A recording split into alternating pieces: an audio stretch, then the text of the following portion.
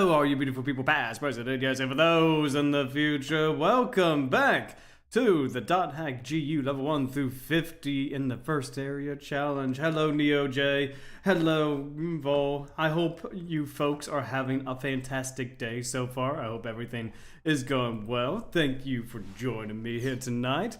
And so, we're going to do a quick recap of what happened last time. Well, we got an additional level. You know, that's the thing about this challenge. We're going to do level by level in the first dungeon. If you see up top, we need 9,366 battles. Our current time is 29 hours, and the experience we need is about 28,000. So we still got a long way to go.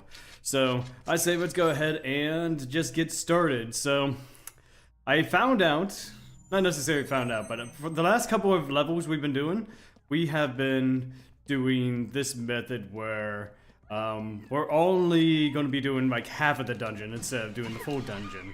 It will save us a lot of time in just trying to go after chims. And yeah, as much as I like chims, I think we've defeated enough chims for one day. That's for sure. It's I'm hearing some goblins. I hear all the goblins.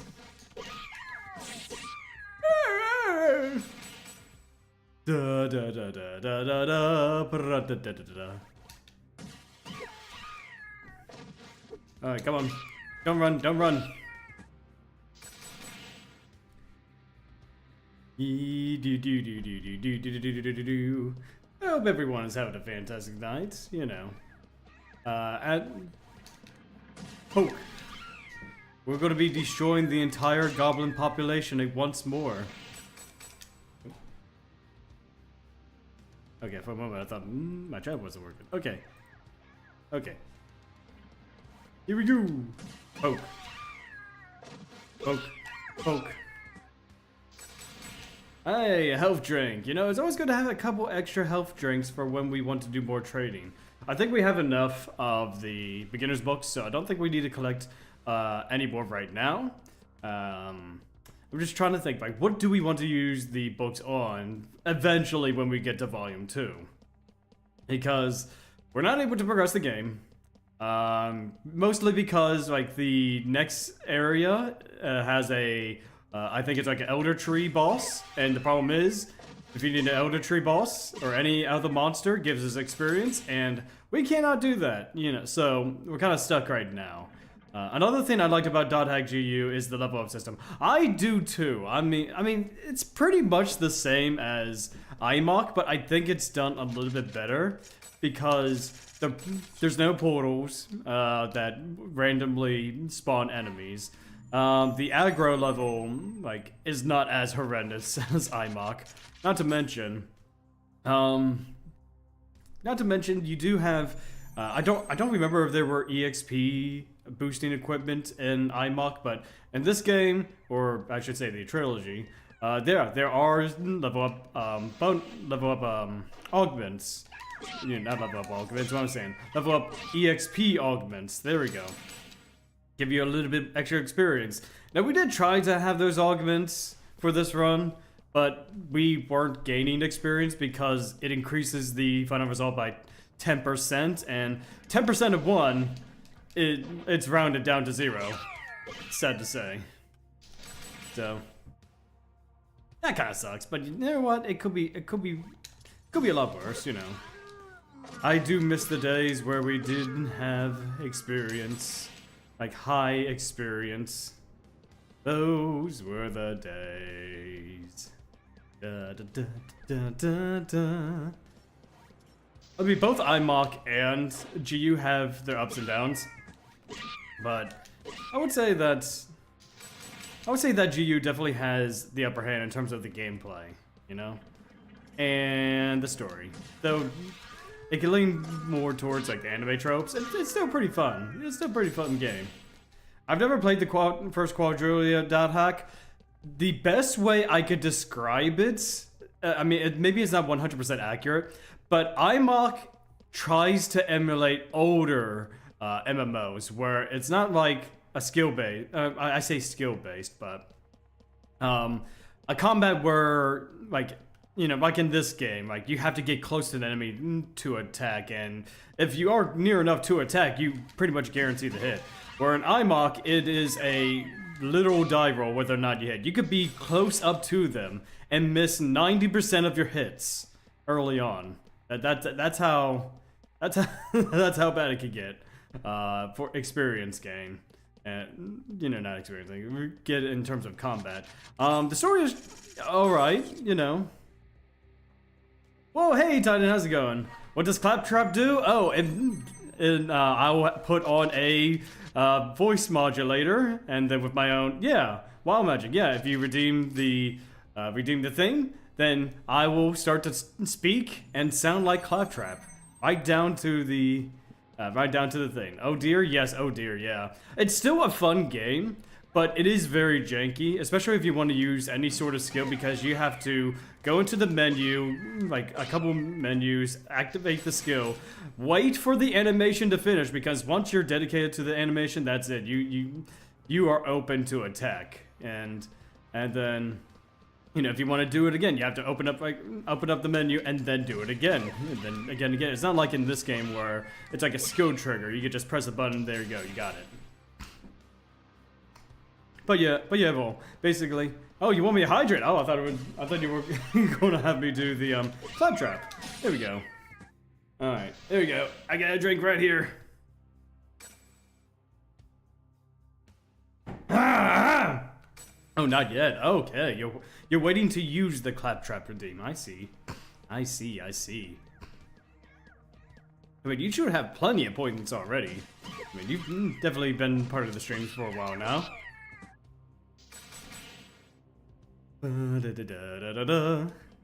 So, Neo, this is your first time being a part of one of these streams, so basically how we do this is that we're gonna keep on streaming until we get a level up, which is usually around 2.5, maybe 2 hours and 45 minutes. You know, something like that. And, yeah. Basically, you know, just go get some experience in this one area. That this is the only area we are allowed to get an experience in. Excuse me. Or I could just silence you next time you and Akami are talking. Yeah, I mean, you can do that. Yeah, you can silence us. You can do all sorts of things with the wild magic. You can spin the wheel of wild magic if you want to save on some points for a random result. That's entirely up to you. You know, the wheel of wild magic is one of my favorite redeems.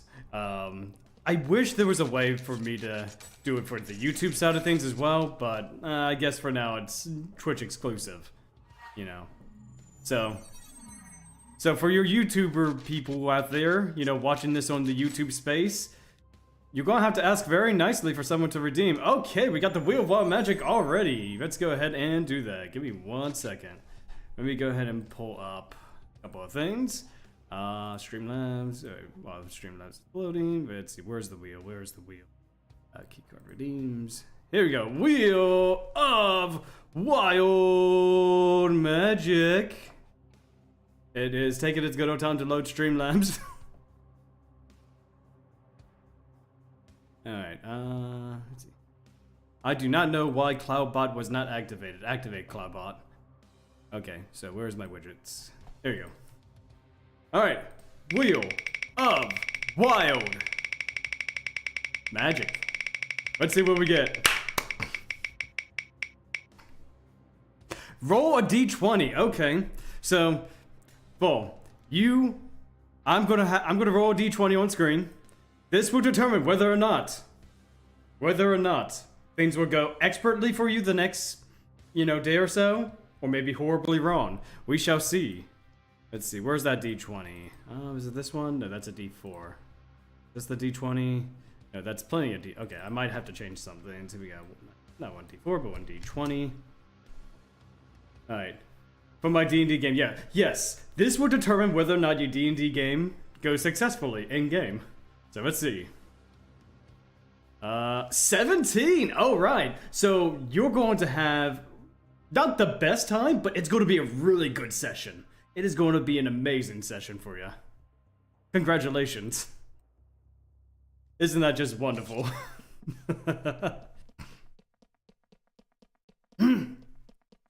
You can live with that? I should hope so. A 17 is it's a really good result. You know, you should know you play D&D, you know. I mean, if you can't live with a 17, then I'm sorry. You're asking for too much, you know. Like I know some people, like barbarians, prefer to have 18s, 19s, and 20s, but you have to settle with every other die result, you know, even the natural ones, you know. And don't be afraid of rolling natural one. Natural ones can lead to some surprisingly funny outcomes. Man, these goblins do yell a lot. If there is one criticism I have about GU is that I kind of wish Magic had the same treatment as weapon skills instead of pausing. Yes, exactly. I don't know why they didn't do that.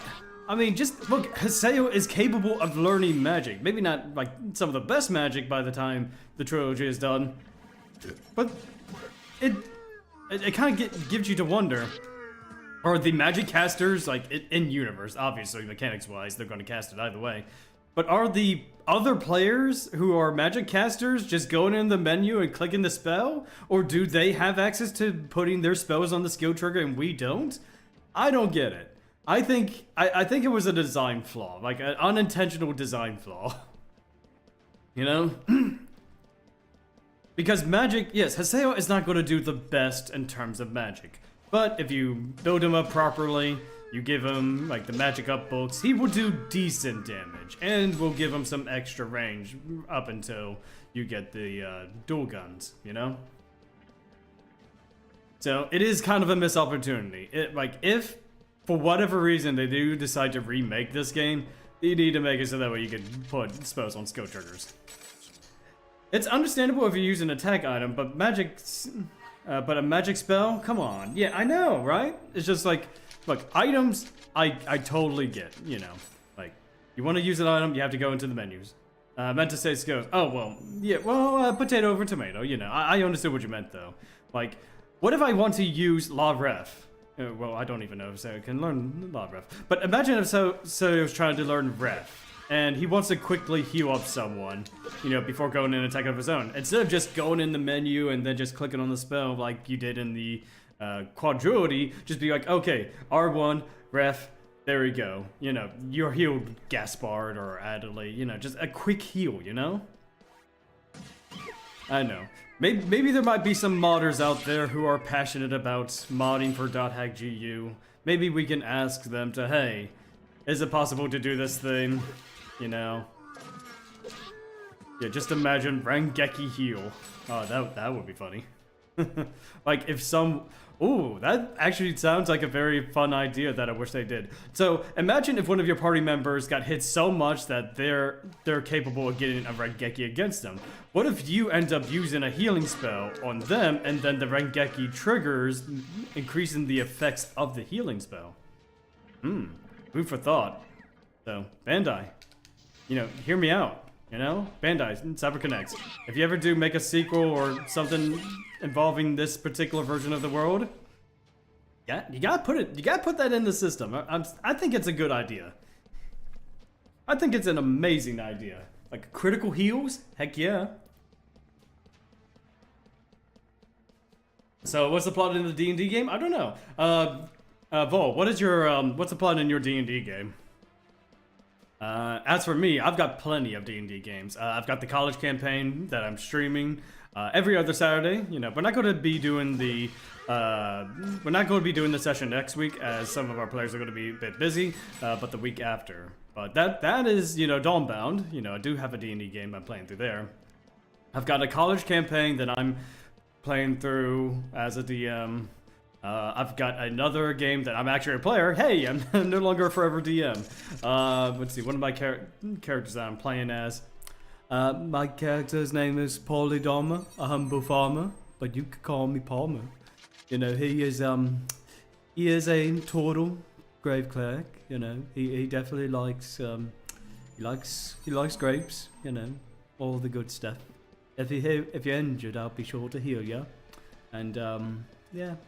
I do what I can to help people out. You know, ensure people get proper burials. You know, as per the Lady in White's you know, my Daisy, the lady in white, as per her orders. As for the other campaigns, let's see. I know let's see, college campaign. God, I need to think about all the games I'm in currently. Let's see. I talked about the Sunday game. I talked about the Thursday game. I think that's all the D&D campaigns I'm in right now. Yes, I believe so. Yeah, I'm in 3 D&D campaigns.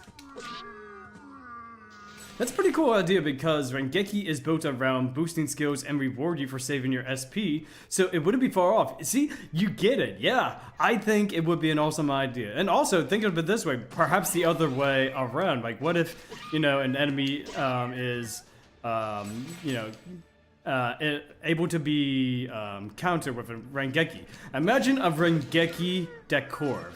So instead of lowering the attack by 3 stages, it lowers it by 5.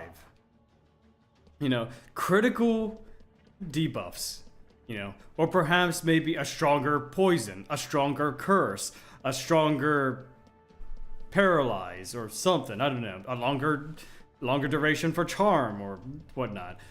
Well, I do believe that in the original Quadrilogy, status effects were annoying as hell, like paralyze, charm, and sleep. Yeah, we're all very. I think sleep is in the original set, but I do remember like specifically paralyze and charm.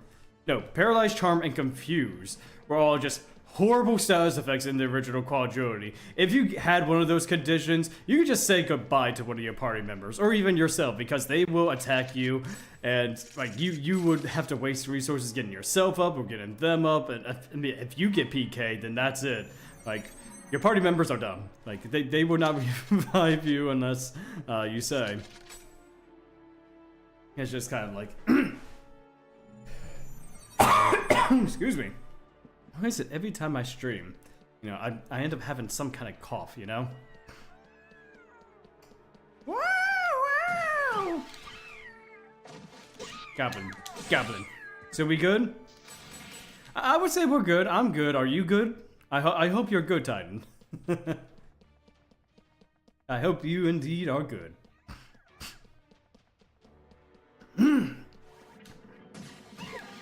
Yeah, so every time I stream, I have some kind of like sinus thing going on. That's a little hate it. Like horrible luck. Like throughout the entire day, I've been fine, but then all of a sudden my sinuses like to irritate me a bit. Am I the only one who feels that the Coliseum mode is underrated? Oh, absolutely. I agree with you. I think in execution, there could be a little bit more, but I do enjoy the Coliseum. Like, I like the survival battles. I think especially, like, they can be challenging and and they're kind of underutilized in volumes 2 and 3. It's just kind of, yeah, like each game has their own tournament arc, you know, hey, you know, go through the tournament, you know, find out what's happening with the world, yada yada. But I think, just imagine that, like, GU had a actual tournament, like a side event, like a side quest, where, hey, if you go through this tournament with your party, you'll be able to get some really cool interactions with a former character that is into battle. I don't know, I can't think of any off the top of my head. But, yeah, just kind of like something small. And I get it, you know, this is a PS2 game. There's only so much you can do, but in a theoretical remake of this game, I would love for them to have kind of like maybe a Budokai Tenkaichi style Coliseum mode where you're kind of grouped up in like several different brackets, you know, and then you're just trying to, you know, get the main fight through all the enemies in the tournament. I think that would be a really cool idea. Get some really unique gear out of it. Maybe even a chance to fight Gabi. Gabi was built up as this intimidating presence in Volume 1, but we never... I don't want to say we never see him fight. We see what he can do in Volume 3, but it's weird because there are files in the game with his toolkit. Like, there are Edge Punisher moves that are not available for Haseo. I mean, they're not animated or anything, but... there's a whole list of Edge Punisher skills in the game that theoretically shows that there could have been another Edge Punisher. I don't think I believe we had this discussion before with someone else who, with someone else. I think it was Bibu about this. That there's really not another Edge Punisher character that you hire in the party. Matsu doesn't count because he's an adept rogue, like Haseo. So I'm not counting that. I'm talking like full Edge Punisher, you know? It would be cool if they gave you smaller tournaments. Yeah, I think that would be cooler too, you know? Because like I said, I do like the idea of earning points to get special bonuses for yourself, but like I said, after Volume 1, it just kind of drops off. You don't really do too much about it. And especially in Last Recode, where the skill gain is, I don't know if it's like really high, but it's a little bit higher than the PS2 version of this game. So the arena is just kind of there now. Like, it's there if you want to do it. I mean, man, if I recall, now do not quote me on this. I don't know if it's actually right or anything, but apparently there is some kind of smaller side quest involved in the arena in Volume 3. I think might have to do with something with the chaotic PKs. I don't know, but basically there's this team that challenges Haseo in the party. I think like you get an email or something like, hey, I challenge you to fight in the arena, and then you go and do that. But I heard that was supposed to be one of the strongest fights in the game, you know, funny enough. So maybe one day if I do a full playthrough of this, I'll go ahead and see if that's actually a thing, or am I just remembering wrong? I don't know.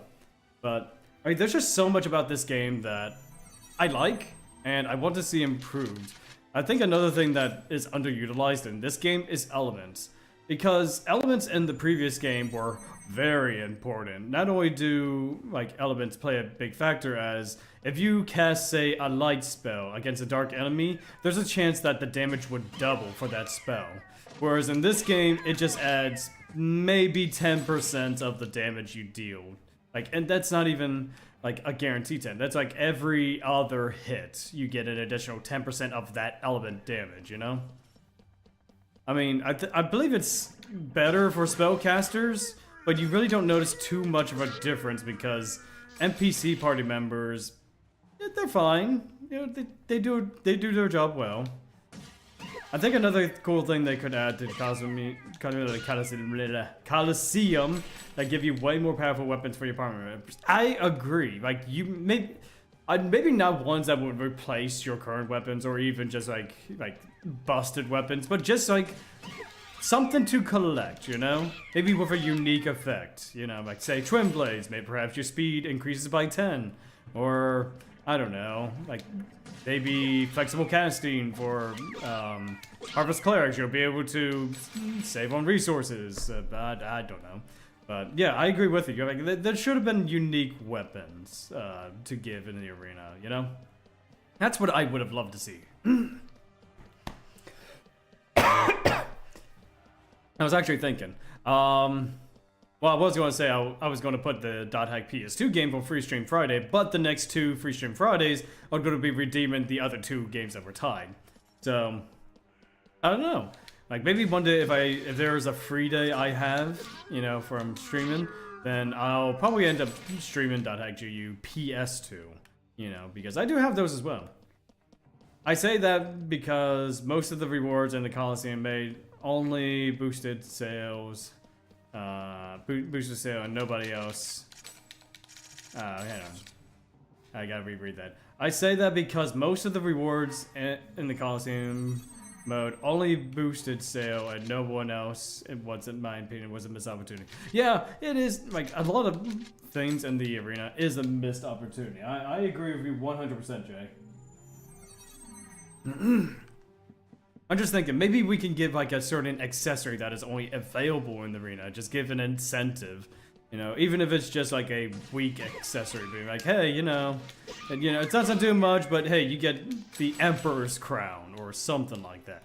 Or, yeah, just honestly, just thinking about it, yeah, that sounds like a cool item. Getting the Emperor's Crown from like the Demon Emperor's Crown or the Holy Emperor's Crown for winning the event. I think that would be not only good for in-universe because it gives players in the world a chance to earn this rare item, but at the same time, you know, meta-wise, I think it'll be cool to have like a unique item that comes from doing the arena.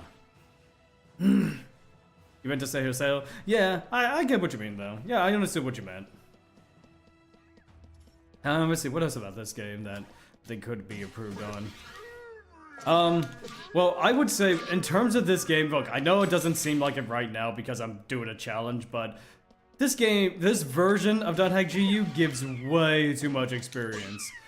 One of the things about the PS2 version, yes, like enemies didn't really give that much experience when you fought them the first time around, but you know, the game incentivizes you to go to these other areas to explore, gather resources, and level up in these other areas while you're not doing the main story.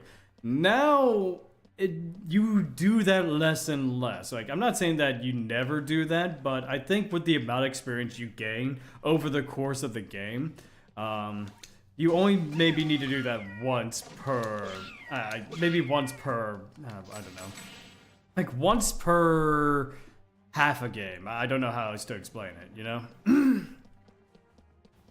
Because even with, you know, oh, also, yeah, with the experience gaining accessories too, I mean, that just makes gaining experience even easier than it did in the PS2, but even less incentive to go out into the fields.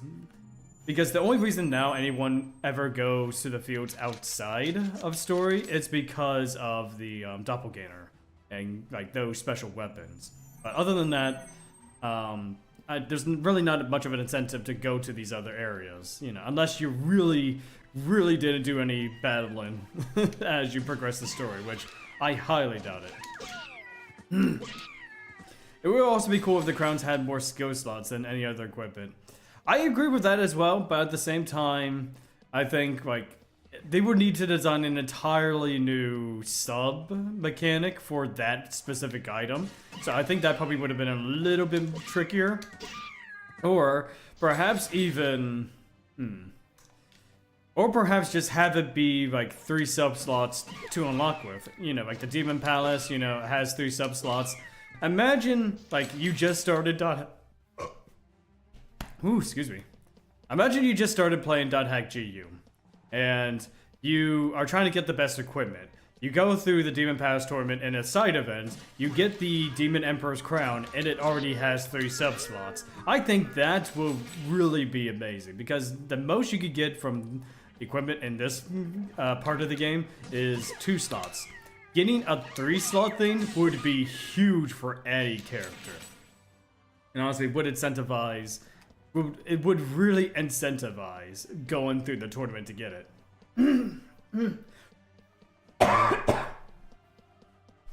It's just, I need a drink.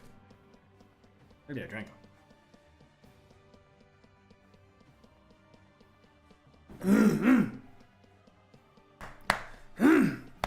Alright, there we go.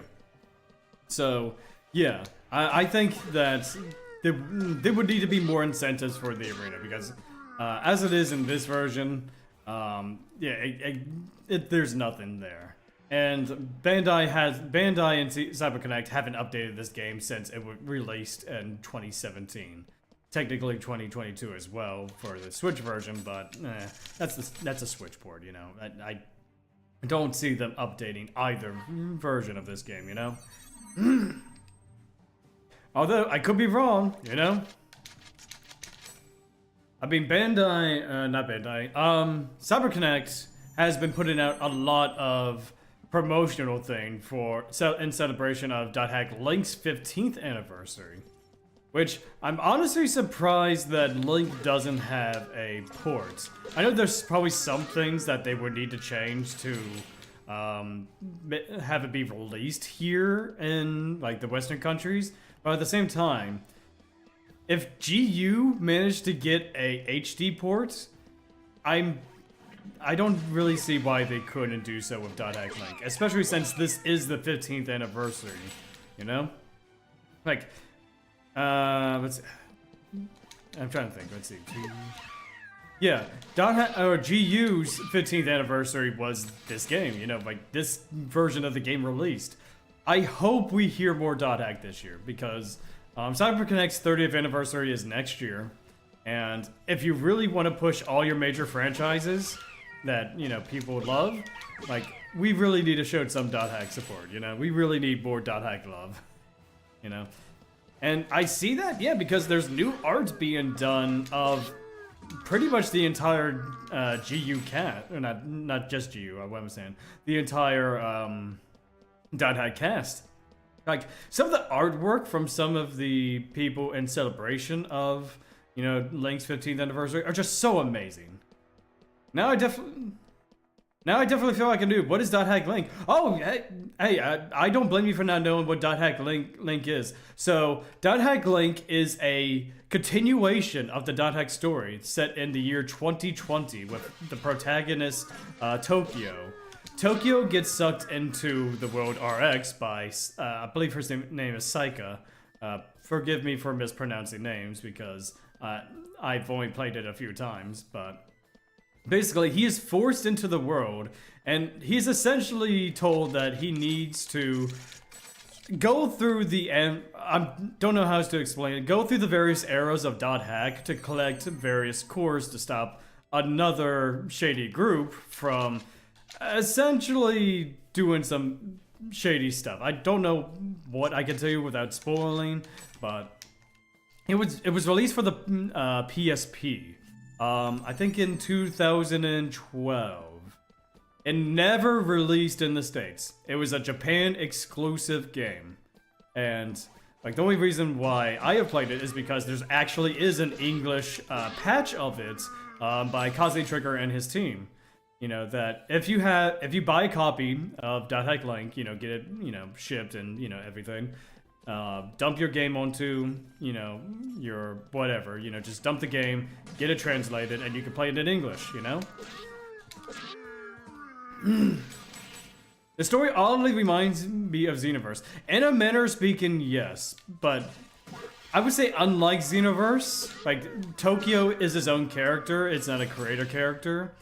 And I would say with Xenoverse, yeah, it's very similar, where your character, like Tokyo, is literally inserted himself into the stories of the various dot hack eras, you know. Not just Signs or Roots or GU, but pretty much even the Sign content too, like Legend of the Twilight Bracelet, let's see. I think dot hack Cell as well. Like all these other dot hack properties that never actually had either a game or a show release. I mean, Legend of the Twilight Bracelet is in fact an anime as well. But I'm mostly talking about the side content that was either manga exclusive or just never really got much of an expansion or release. You know, which honestly that's pretty cool. Not just that, but with Link, you eventually be able to recruit various people from the various eras. Like, you could have Haseo, you know, from GU, or Tsukasa from Sign. I don't want to spoil too much about the various characters that you'll be able to recruit, but just think of the most popular characters in each era. But at the same time, there's also some new characters that you would not expect to be party members. I would say it's definitely worth checking out. If you like dot hack and want to know more about like the various releases, I do recommend dot hack Link, but don't go thinking it's like GU. It's a lot more fast paced, but at the same time it is a lot smaller. Like when I say small, like GU, you have your hub town, you know, you can explore Makanu, like Doldana, all that. You don't get to explore the various root towns technically. It's mostly menu-based, which kind of sucks, but I get why. It was a PSP title. They couldn't exactly create a 3D model of each era, of each time, you know? But, let me see.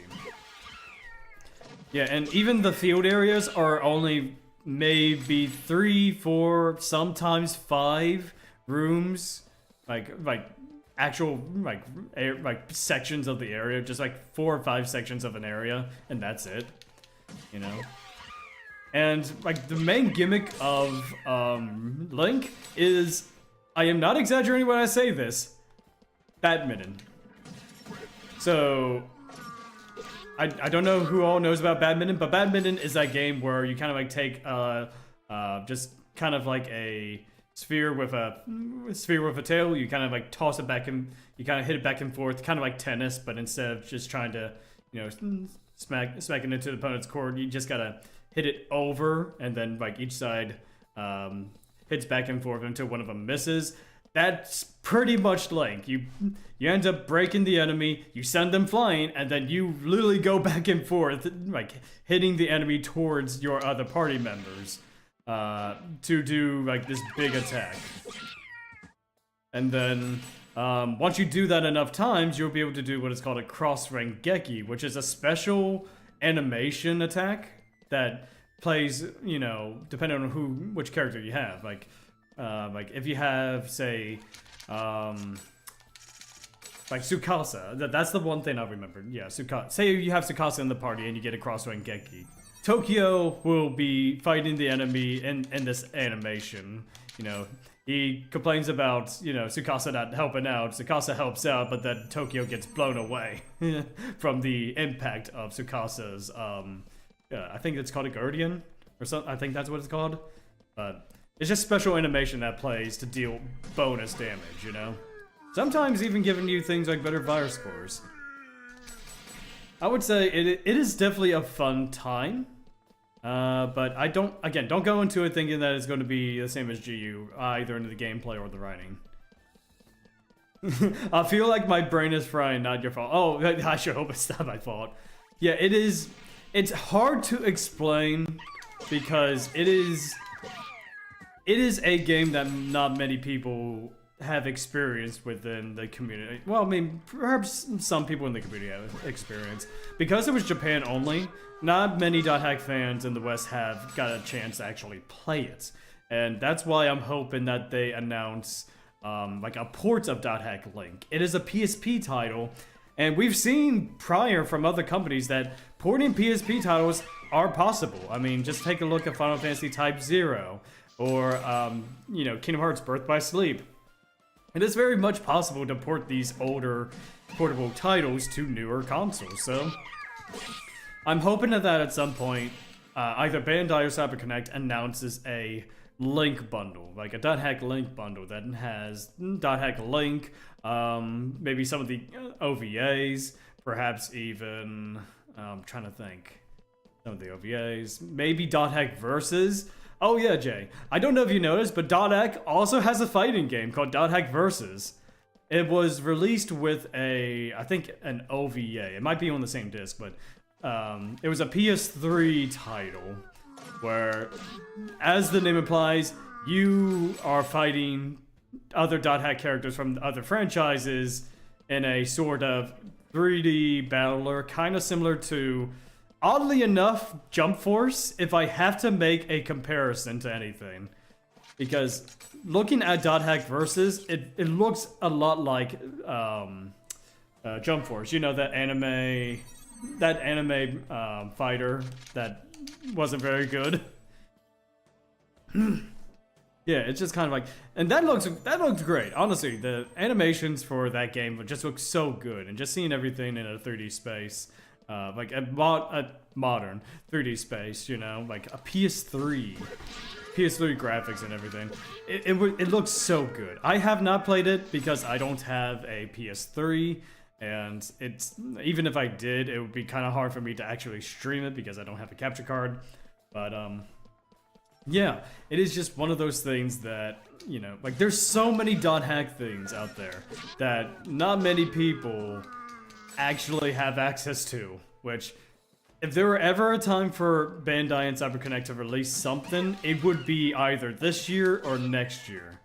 Because I think that if they don't release anything .hack related in the next couple of years, I think a lot of fans will be disappointed, because .hack is a very special franchise, and I don't want to say that it is probably the reason why CyberConnect is the way they are now. I mean, I'm sure they have other franchises like Digimon that they work on.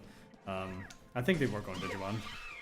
But I'm paralyzed at the fact that .hack has a fighting game, but then again, there's PKN in the series. Yes, exactly. Yeah, there is a fighting game, .hack versus. I advise you to go look at gameplay after the stream. You know, but like after the stream, go watch some videos on .hack versus and .hack link.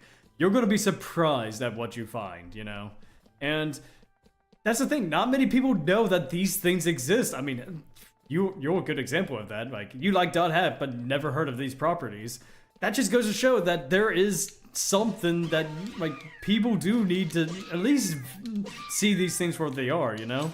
I mean, just take a look at other companies. Maybe just use Konami as an example. Konami has been releasing a lot of the older titles as bundles, as ports, for, I want to say about a year, maybe 2 years at this point, and it's really working out for them. Like, imagine if, you know, CyberConnect were allowed to do something like that. Now, CyberConnect has already said that they want to do a .hack game or work on a .hack project, but Bandai holds the IP, not CyberConnect. So, if Bandai feels it's profitable, they will get CyberConnect to make it, you know? Which kind of sucks, because Bandai is just sitting on the .hack license, you know? And I think that with the way the internet is now, like, we already have... It's funny that this game exists, .hack GU, because it predicted a lot of our internet culture. We have internet personalities that do live shows, streaming. We have VR headsets that we could, in theory, we could take with us, you know? You know, we've got, like, online MMOs that, you know, 20 plus million people play on a daily. Well, maybe not on a daily, but... yeah, at least in the universe of this game, like, the world has sold 20 million copies. We have games like Final Fantasy XIV and World of Warcraft that hit those numbers, maybe a little bit more, you know? So who's to say that, you know, we can't have a modern .hack, you know? I think that if we did have a modern .hack, people would lose their minds in the best way, you know? Just, okay, I'm just picturing it right now. Just imagine the Game Awards, you know? They're going through their stuff, they're going through the games, they're handing out the awards, and then you hear the tuning fork sound effect. And then all of a sudden they release new information on a new .hack game, or at least a bundle of the original games. People will flip out, you know? This is nothing but facts, because the first time I played this game, reading the news articles, and I was like, hold on, when was this game made again? Yeah, like you said, 2006. They have predicted so much, and while not everything is entirely accurate, I would say, like, for the most part, they were right on the money. Hey, Will FM, how's it going? I hope you're having a fantastic day. Welcome, welcome. My name is Claude. Sadly, the only VR MMO, the, like, actual MMO, shut down last year. Oh, man, that's, what was the name of that, bud?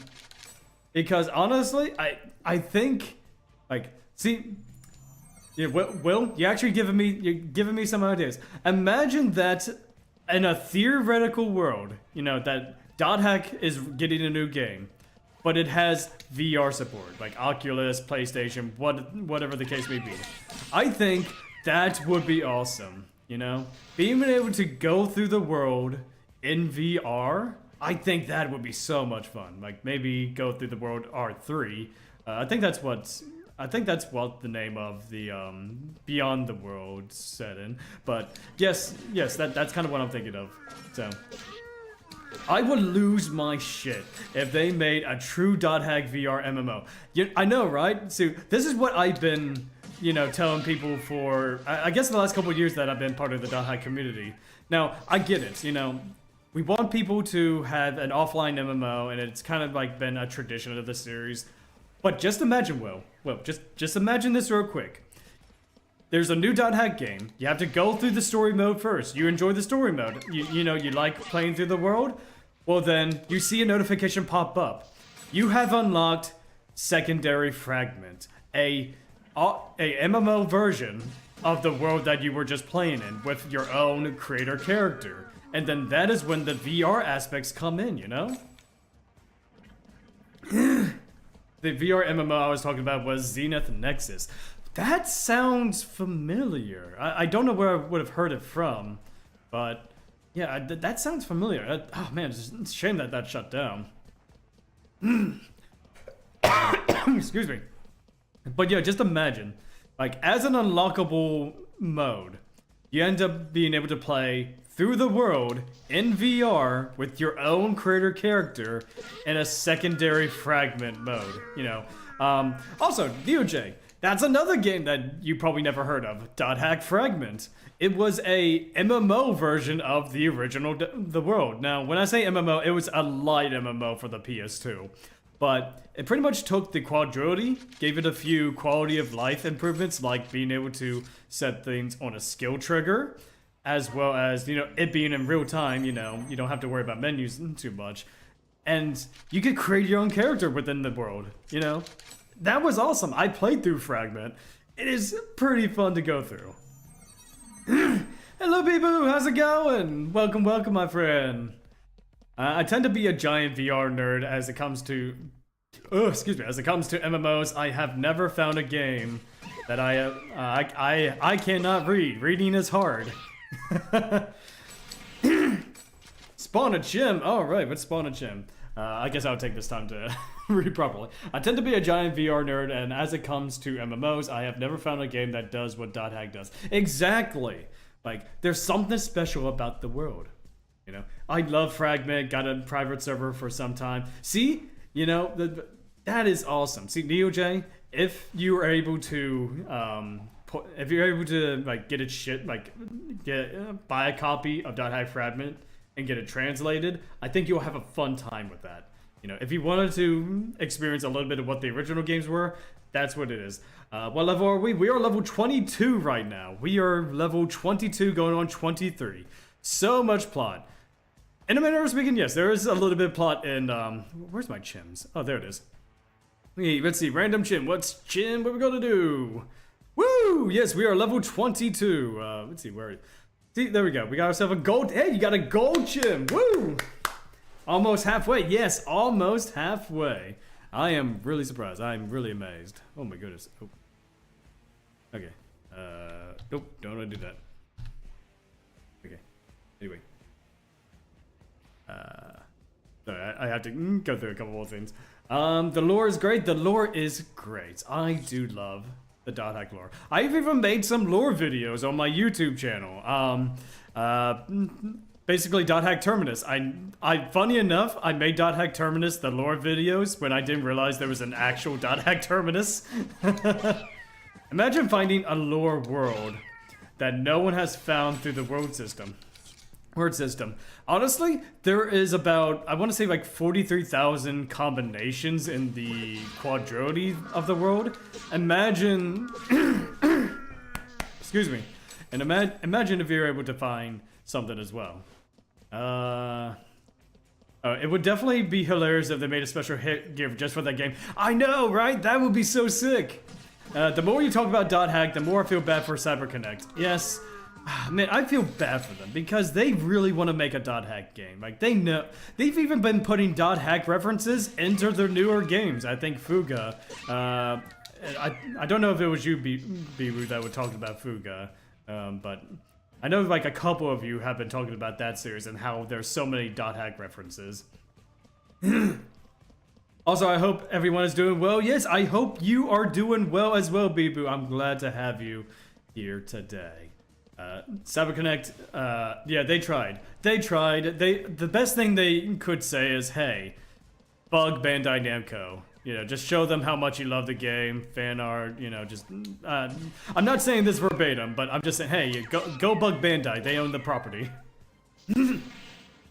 Excuse me. I wonder for the next video game option request, I should recommend Fuga 1 and 2 before or after recommending Kingdoms of Avalar. That's up to you, you know?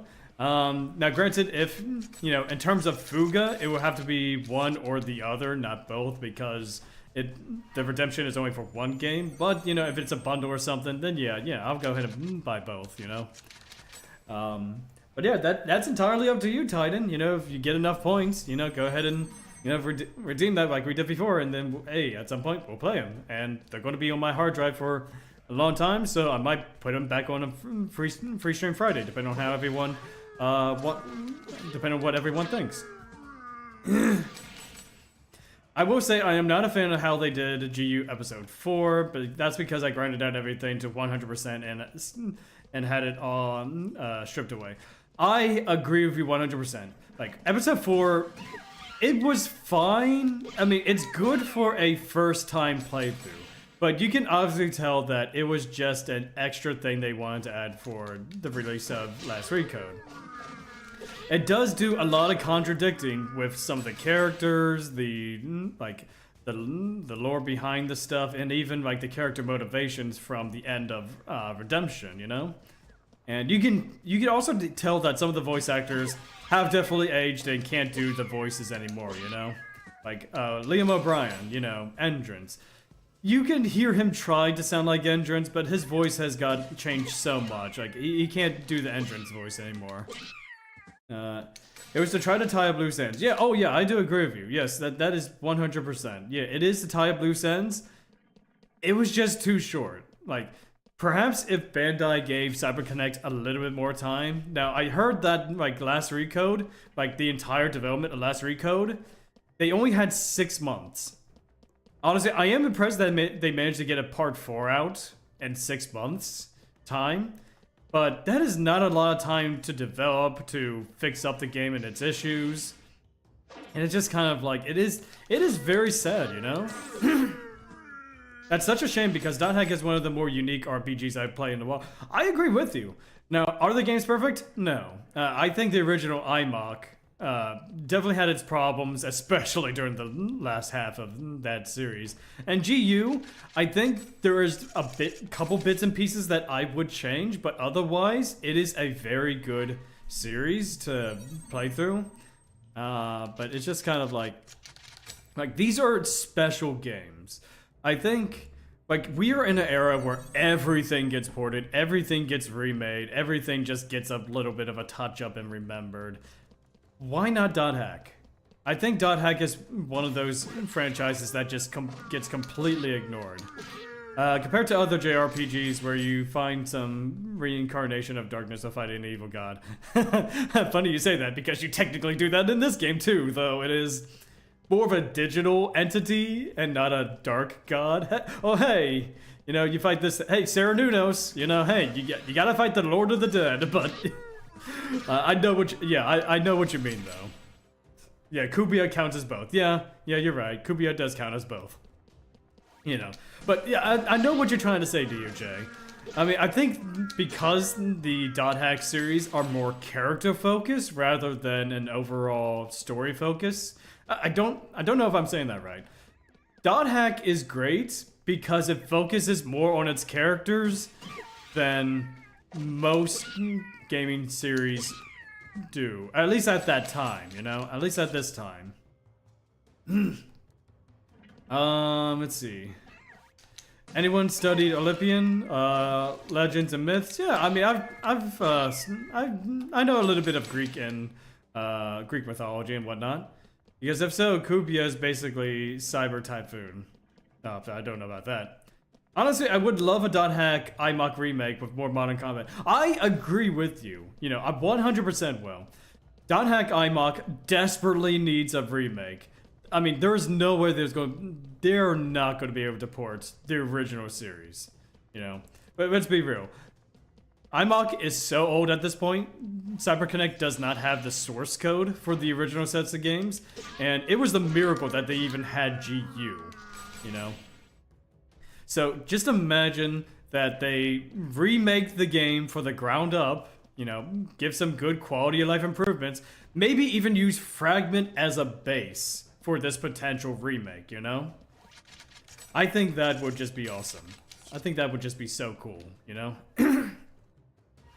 That is also very true. I cannot tell how many times I got excited when I got sent an email from my kid. Yes, and it's just so immersive. Like, this game, like these sets of games, really get you immersed into the story. Like every aspect of these games, and I think GU does it remarkably well.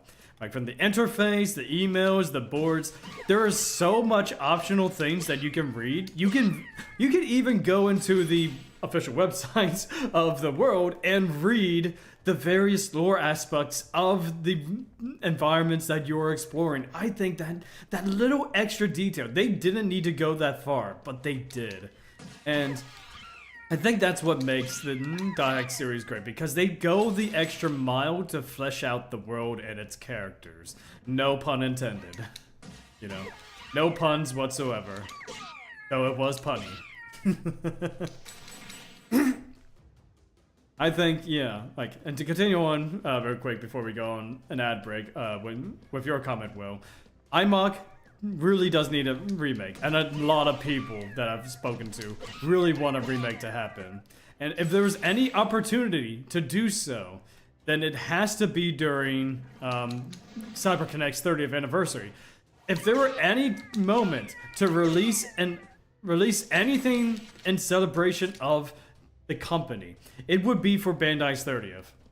Just, again, quickly, imagine the game. I know I've said this before already, previously.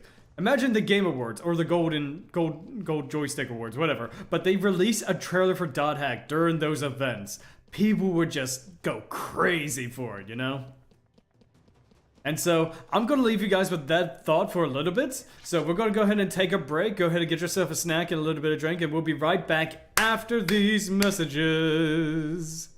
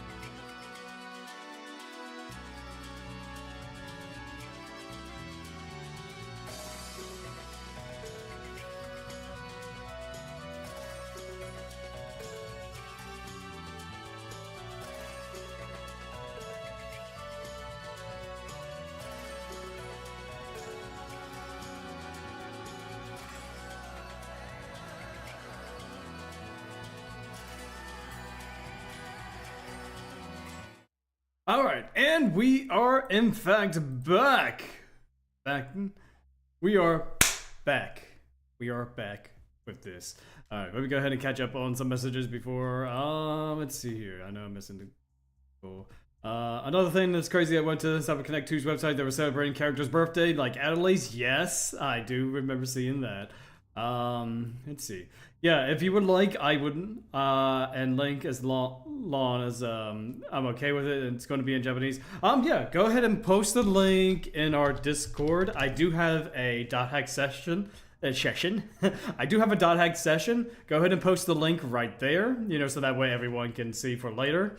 Because I think I have links disabled in my chat right now, but this is a good place to go if you want to just post links and share with everyone, you know. And also, you'll be able to be notified as to when we go live, when we talk about various things, not just .hack, but various other projects. I am a .hack YouTuber as well. Yeah, thumbs up. Thumbs up. Yeah, I can't wait to take a look at that later. But, I'm pressing buttons. I am terrible at pressing buttons. Why am I pressing so many buttons? There we go. There we go. We got it back. So yeah, I'm really excited that Bandai is not Bandai. What I'm saying. I'm really glad that we are seeing this alternate art of, you know, the various .hack characters in celebration of, like, the series as a whole. Not to look, I am curious. Okay, riddle me this. You know, Will, Bibu, Titan, NeoJ, everyone, riddle me this. CyberConnect, or I should say, like the .hack side of things, have been posting a lot of new material for specifically GU, like the birthday outfits. You know, like the special birthday outfits that they released for Kun, Pi, I think, Ovan, and there was one other character. But they're just like new visuals for these GU characters after all of these years. And I get it, you know, like .hack GU occasionally goes on sale for $5, but it's so weird to see new designs for... Oh my goodness, I have not caught up. I need to see them. Yeah, I would say I'll send you a message later to show you some of the images of the .hack cast, because like they were releasing .hack GU alternate outfits to celebrate those particular characters' birthdays over the last year or so, I believe. Oh, sorry, NeoJ, I forgot to read your message. The best part is they don't actually force it upon you, that they have a choice. You have choice to take. I can't even read. You have the choice to take your time. I agree right there. You can just take everything in as is, like at your own pace. Is it possible that we're getting a remake? I mean, as long as we get a remake of a remake of a remake, because, you know, if we just keep getting remakes upon remakes, I think we can remake the series as a whole. You know, why not, you know, .hack I mock the remake of the remake, you know, .hack remake, you know, as it were. That's what it's going to be called. That's the official name of any new .hack game. It's going to be called .hack remake. God, you know, watch me say that, and then a year down the line, something gets announced that was saying, hey, we're calling this .hack remake. And, you know, I am kind of disappointed at one simple fact, that a lot of the fan base in the .hack community were calling the remakes .hack Recollection, and then they used that name for Sword Art Online. You know? I mean, they could call it Rebirth, but yeah, I think that also confused it with, you know, .hack GU Rebirth, you know? But I get what you're saying.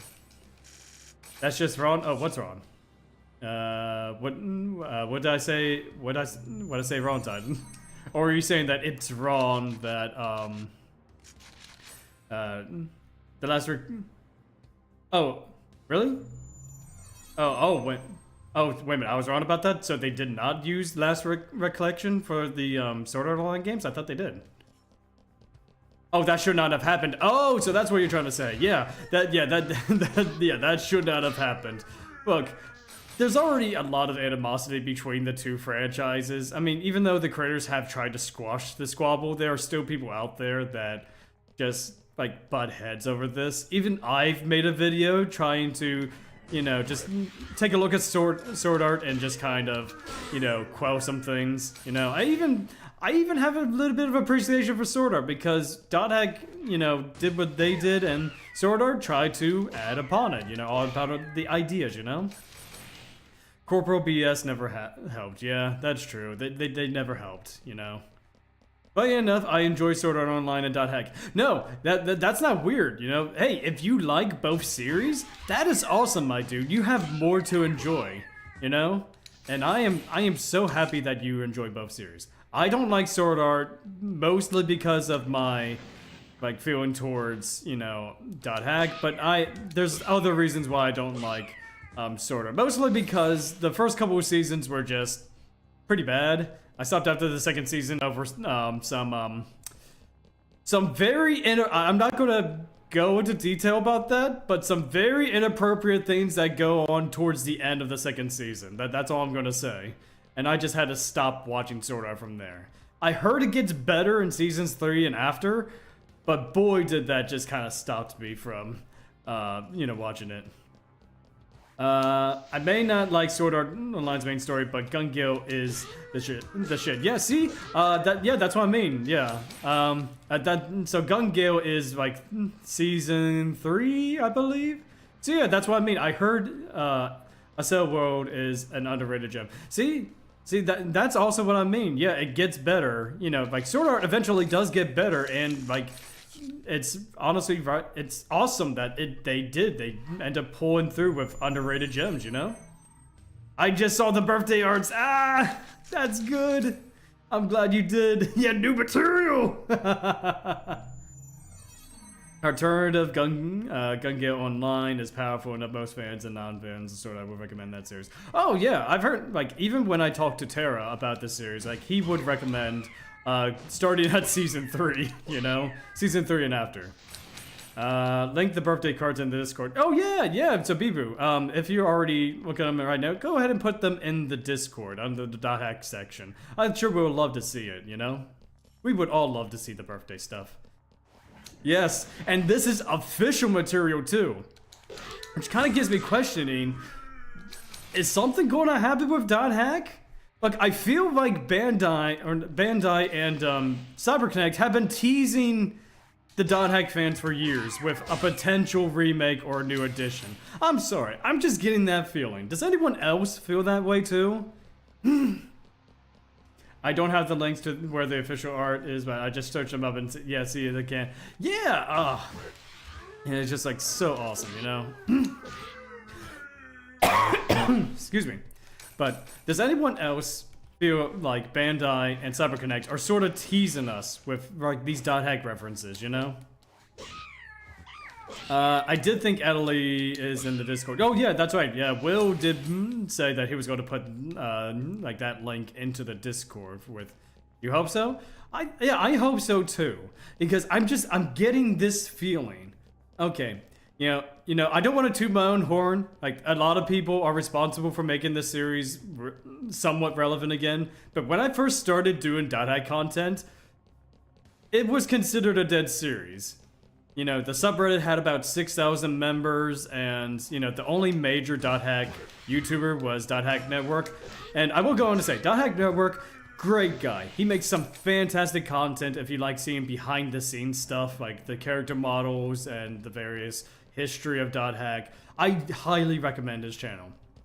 But he was really the only notable one in the Dot Hack community in terms of, like, the YouTube or even Twitch space. At least from what I'm understanding, there could be more somewhere out there hidden in the algorithm. But let's take a look 2 years later. You know, after I started to become a Dot Hack YouTuber, the subreddit now has 14,000 members.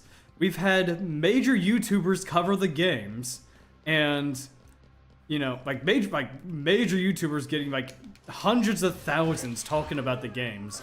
Like, as of recently, you know, I don't remember which YouTube, I don't know what he's called, but someone just went through the entire Dot Hack GU series recently, over the last, like, year or so, and he has a collective total of 1 million views on those videos, or maybe even more than that.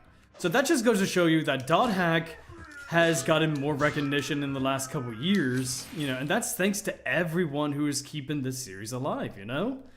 So, I mean, if one guy could get that many views on a dot hack video, like, Bandai has to know. Bandai and CyberConnect had to have known that, you know, people are interested in this series again, you know? Especially since they released Last Recode in 2017, you know. I don't want to say that Last Recode sold a lot, but I'm guessing they sold a decent amount considering they also got a Switch port, you know? I put them in the dot hack thingy in your Discord. Yeah, thank you. I couldn't find the full picture of pies though. I could probably see if I can find it later after the stream because it just looks so good, you know? Let's see. Man, I imagine PSO2 had a crossover with dot hack. It would never happen, but man could wish. Yeah, we can only hope for we can only hope for these things. In my opinion, there's no such thing as a dead game. As long as there's a strong community behind it, the game is able to stay alive. I 100% agree with you, Jay. Because it is the fact that, like, a small rebel group of dot hack fans managed to keep the series alive. And now look at it. More people are getting interested in dot hack, and more people are searching for dot hack in YouTube. I don't know much, maybe not so much on the Twitch side of things, but dot hack is getting recognized, and I love it. Like, many people are coming back and finding, oh yeah!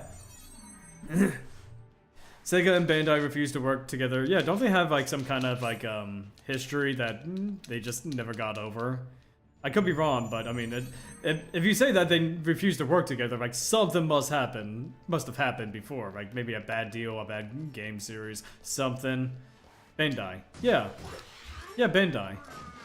You know, but Titan, you spelled it Bandi. You know, there's an A at the end of it, Bandai. You know, Ban, B-A-N, and then D-I-A, Bandai. Yeah, or are you trying to say that I said Bandy? Bandy? Crash Bandicoot. Oh man. Yeah. I did that too. I did it too. Yeah. I mean, we all mispronounce. We all mispronounce stuff, you know. It's kind of funny, you know. Like, let's see. Calm down there, Cortex. I will never calm down for as long as our bandicooters are running around, disturbing my evil plans. Shut the hell up there, Cortex! Sorry, Uka. Hey, thank you for the follow, Paladin Will. Man, you are one of my favorite classes. You are a paladin. Congratulations. Thank you very much. You know, I appreciate you, bud. You know, happy to have you here. But yeah, it's just kind of like Crash Bandicoot. Oh god. You know, I love paladins. Thank goodness, we have another person that loves paladins. I don't see many people saying that they love paladins. I mean, yes, I mean, like either in Final Fantasy XIV or even in D&D, paladins are my favorite class. I love them. For whatever reason, there are some people out in this world that just don't like them, and that is perfectly fine. But you know, I do like myself some, you know, divine smites. Kingdom Yik would be for... Oh, okay, I'm going around in a circle. Kingdom Yik would be for Yik and Kingdom Hearts good. What? Okay, Titan. Serious question. What on earth is a Yik? I made a joke. I made a joke about it in a Fire Emblem stream, but I have no idea what a Yik is. Fun fact about me, I started playing .hack GU last recode on December 20th and finished it. Whoa, that is pretty fast. Wow, that is a fast playthrough. Well, maybe not so much. I mean, a typical run through of the entire series, excluding 4, will be about 60 hours if you're doing some of the side content. Yeah, okay, yeah, I could probably like 45 to 60 hours. Okay, I can see that happening. But yeah, awesome. I hope you enjoyed it. Now, Neo, I'm not sure if you've already said or not, but have you always been a fan of the .hack series, or you're just getting into it and just learning about it? You know? because there's just so many dot hack games out there that sadly are very hard to come by outside of GU. I mean, GU has got to be the easiest game to get into because it's always on sale for $5, but hey, we're halfway there. Woo! We're halfway there. But yeah, like, honestly, if you are able to find like a working PS2 and the quadrility, I would recommend, you know, playing through iMock. Just keep in mind, iMock is extremely expensive. I mean, you can find the first 2 volumes for about maybe $30. You know, that's not the issue. But Quarantine, or Outbreak and Quarantine. I'm just getting into it. So far, my findings have been fruitful. Awesome, awesome. Yes, if you are able to find iMock, just keep in mind, like the first 2 volumes, you could probably buy them for $30. Not too expensive, but Outbreak, I've seen online go for about $60 to $70, and the like, I'm not even joking about this. Dot Hack Quarantine, the last of the quadrility, is the second most expensive PS2 game, right behind Rule of Rose, sitting at $300+. So, if you are lucky enough to find Quarantine in like a small mom and pop store, like a thrift store for cheap, like we're talking maybe like $60 at most, you take advantage of that and you buy it. Because Quarantine is one of the hardest games to get, you know, like in the entire series, because it's so expensive. People have been, well, I don't want to say, you know, like price gouging, but you know, but let's be real. It's $300 for a PS2 game. That's too much. Yik as in postmodern RPG? I suppose. Yes, Titan. I guess that's what a yik is.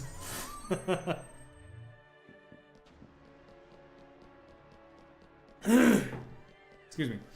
You're trying to make my wallet cry. I am sorry. I did not mean to make your wallet cry, but it's either you find out from a streamer who does dot hack content, or you find out when you go to research it on your own time.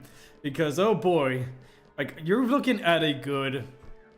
you're looking at a good $400+ price tag for the entire set of iMock. And, let's see, you can also find dot hack Fragment, maybe for about $30 as well. But I think you will need a Japanese PS2, or at least like a custom firmware PS2 to be able to play both American or not both. What I'm saying, European, American, and Japanese PS2s. I know there's like PS2s out there that can do that already. Like if you're able to find one of those, fantastic.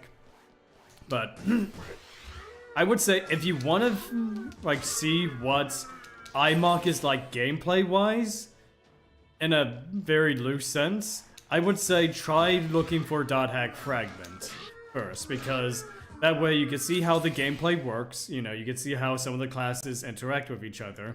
And yeah, there is a story mode, there is an offline mode as well, so it's not like you have to have the internet connection in order to play it, but I would say that's probably going to be a good start if you want to try to get into like the older series of dot hack, like the original core. I think that's called the core set or something like that. But yes, I would say look for Fragment first. You know, go from there.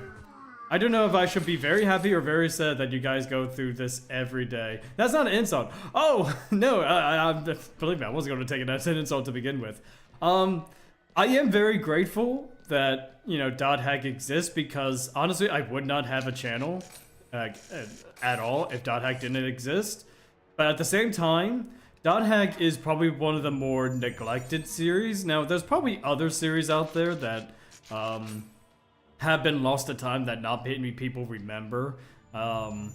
Just like, yeah, like you said, like there's probably still a fan base out there for them, but who remembers, you know, who remembers the Flintstones for the Game Boy Color? You know, like, I don't think many people are advocating for a port of Flintstones, you know? But I mean, what am I saying? There's probably thousands of fans who, oh man, I really enjoyed playing the Flintstones for the GB or the Game Boy Color. But the Flintstones gave us Bam Bam and Pep. You know, you're right, Titan. You're right. You know, and Dino. Yep. You know, what am I saying? Yes, the Flintstones is popular. You know, forget about Dot Hack. We need a Flintstones remake. You know, that's what the people want. Oh god. But yeah, like the Dot Hack community, we're trying our best to keep the series alive in terms of, you know, obviously, look, to the general public, Dot Hack is not really around much anymore outside of like some of this new material, like art and whatnot. So like how do I say this, because my words are getting tongue-tied right now. So the reason why I started my YouTube channel, or at least got like a decent following on my YouTube channel, it's because I wanted to ensure that Dot Hack got the notoriety that it does, you know, that it can be, you know. No TTGBS, no Johnny Test BS. Yes, Titan. Yeah, I started making Dot Hack content because I wanted the series to be remembered. I wanted to create some new things for Dot Hack. Heck, I just released Dot Hack GU, not GU, I mean it is GU. I just released Dot Hack Roots Abridged Episode 2. Hey, if you like Abridged series, if you like Dot Hack content, take a look at my YouTube channel. You know, the link's in my information. It's always in my Discord and, you know, such. Yeah, you can watch an abridged series of Dot Hack Roots. You know, we get together, you know, we voice some characters, crack some jokes. Well, you don't want the PTSD of the whip cracks. Oh no, no. If I wanted the PTSD of whip cracks, I'll play some Castlevania. Between Cartoon Network as a whole and the Dot Hack universe, it's rather haunting that both series better days. Yeah, that's true. Hell no, I'd rather deal with the conspiratorial situations of Dot Hack on Madoka. Hey, you know, hey, you do you, Titan. Also, Castlevania is acceptable. I love the Castlevania series. Such a good game. A good game series. I love Symphony of the Night. Symphony of the Night is probably one of my favorite Castlevanias. Second would be Curse of Darkness. You know, both very good games. And with the track record that Konami's doing with a lot of the re-releases, I am hoping for a Castlevania PS2 collection. That would be sick. The one thing Dot Hack still has a big Japanese fan base. Oh, I know. Yes, which is amazing. You know, that is amazing that Dot Hack, they get a big following over there, you know. I guess it makes sense because they do have a lot more Dot Hack content than we do over here in the States or even in the Western countries, but still though, you know, it is amazing to see that there are just so many Dot Hack fans. You know, I'm really happy that like so many people are like finding out these games, like finding it for the first time, because there's a lot of value to be had here. It's just the Western and EU markets that get to. Oh, okay. Okay, yeah, thank you for correcting me, Will. Yeah, so, yeah, because, I mean, obviously, I live in the States, you know, and, like, we didn't get Link, we didn't get Versus, we didn't get any of the OVAs, and, you know, I actually had to go out and buy the Dot Hack Link, you know, to have for my PSP. I still haven't played Versus, though, you know. I really want to try it out because Versus looks so sick, you know? It looks so fun, you know?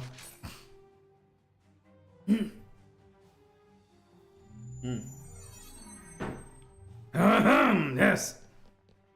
Ah, it looks so sick. Why am I sounding like Tachan? I have no idea. Poke. Versus is hard to come by unless you're willing to spend a pretty penny. Yeah, and that's also another reason why they need to port some of these games to newer consoles. I do not want to spend $300 on a single game All right, I might be the outlier, you know. I might be the only person in the world that says this. I don't know, but I don't want to spend $300 on a video game. I'm sorry. I like .hack, but not as much. Not that much.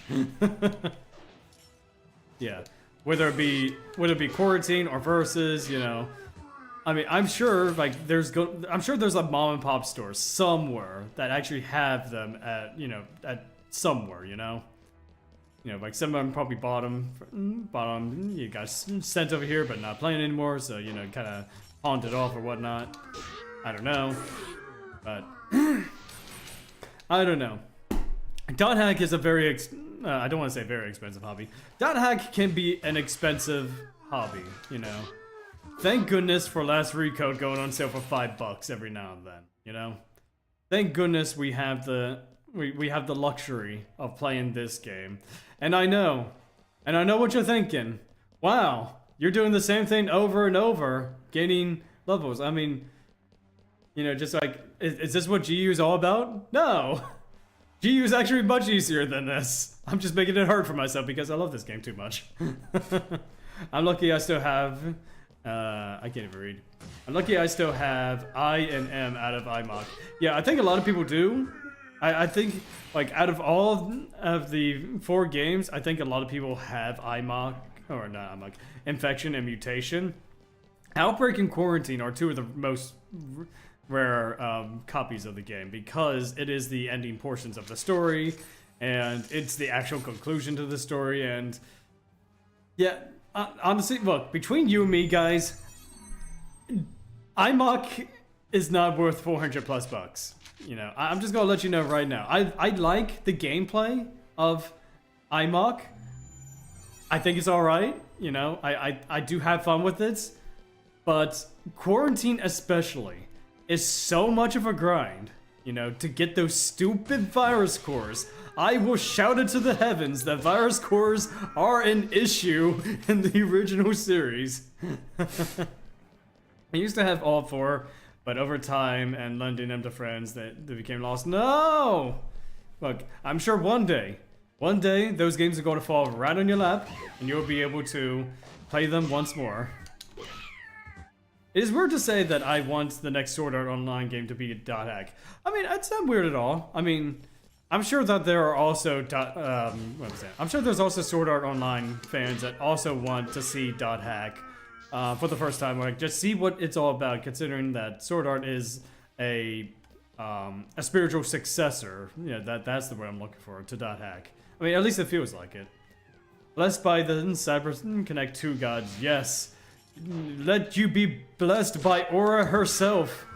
So that way she may just drop the games on your doorstep and be like, here, you asked for my games, I shall give it to you. You know? Reconnect the world, as it were. Ooh, we got 600 experience. We need 400 more. Oh, man. Just, honestly, I do think, like, I understand that the developers don't want to have a, like, at least when they were talking about GU and such, they didn't want to have a online, version of the world, you know, because, you know, like, it's always been, like, a single-player MMO experience. But, imagine a Fragment 2. I know I've talked about this earlier, but just imagine, like, a Fragment 2. You're able to go through the World War II, you get to create your own character, you know, much like in Fragment 1, but with the mechanics of GU. You know, just, like, take the mechanics of GU, separate them from the main story, give it a character creator. I mean, they already got all of the assets. They have all the assets right there, you know? I'm sure if they wanted to remake, like, not remake, but if they wanted to make a Fragment 2, the entire structure is here. Just, you know, get some, you know, like, polish up the character models, you know, make it look more stylish. He who is true of heart. Oh, hang on. He who is true of heart, I bless thee with the power of a great game, with the power to create or destroy, but mostly create. For if you destroy Quarantine, you'll be out $300, and that is sad. Oh man. Still, I want to see a fragment too, you know? Hopefully create, yeah, hopefully create. But let's create some memories in the world, alright? Let's go ahead and just create some memories. Fragment 2 can also have the new mechanics that we talked about. Yes, exactly! Fragment 2 can have the new mechanics, you know? Like, the max level cap will be 150, like the original games. You already get... Look. Okay, Jay, Will, you know, Titan, all you beautiful people.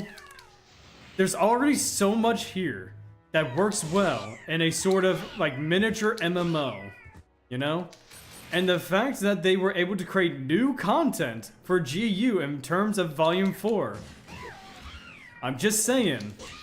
Like, Bandai, allow CyberConnect to make a Fragment 2. You already have a blueprint. You have the tools to create new .hack GU content. We saw it with Volume 4 with Haseo's newest form. You know, I'm not going to spoil it for those who haven't, you know, played through it yet, but Haseo's newest form is a new addition to the game. Now, granted, like, Volume 4 took out a lot of it because obviously you don't have the original files anymore, but you have the opportunity to expand upon it, you know? Like, allow me to create a Lord Partisan, or a Shadow Warlock, or even a Adept Rogue if I am, like, or a Adept Rogue if I just feel like I don't want to choose between one or two classes, you know? It deserves to be known that in regards to Cartoon Network, that Jujutsu Kaisen has far greater... Okay, that... Titan, those are so many words. So many words I didn't read. You know, like, you get...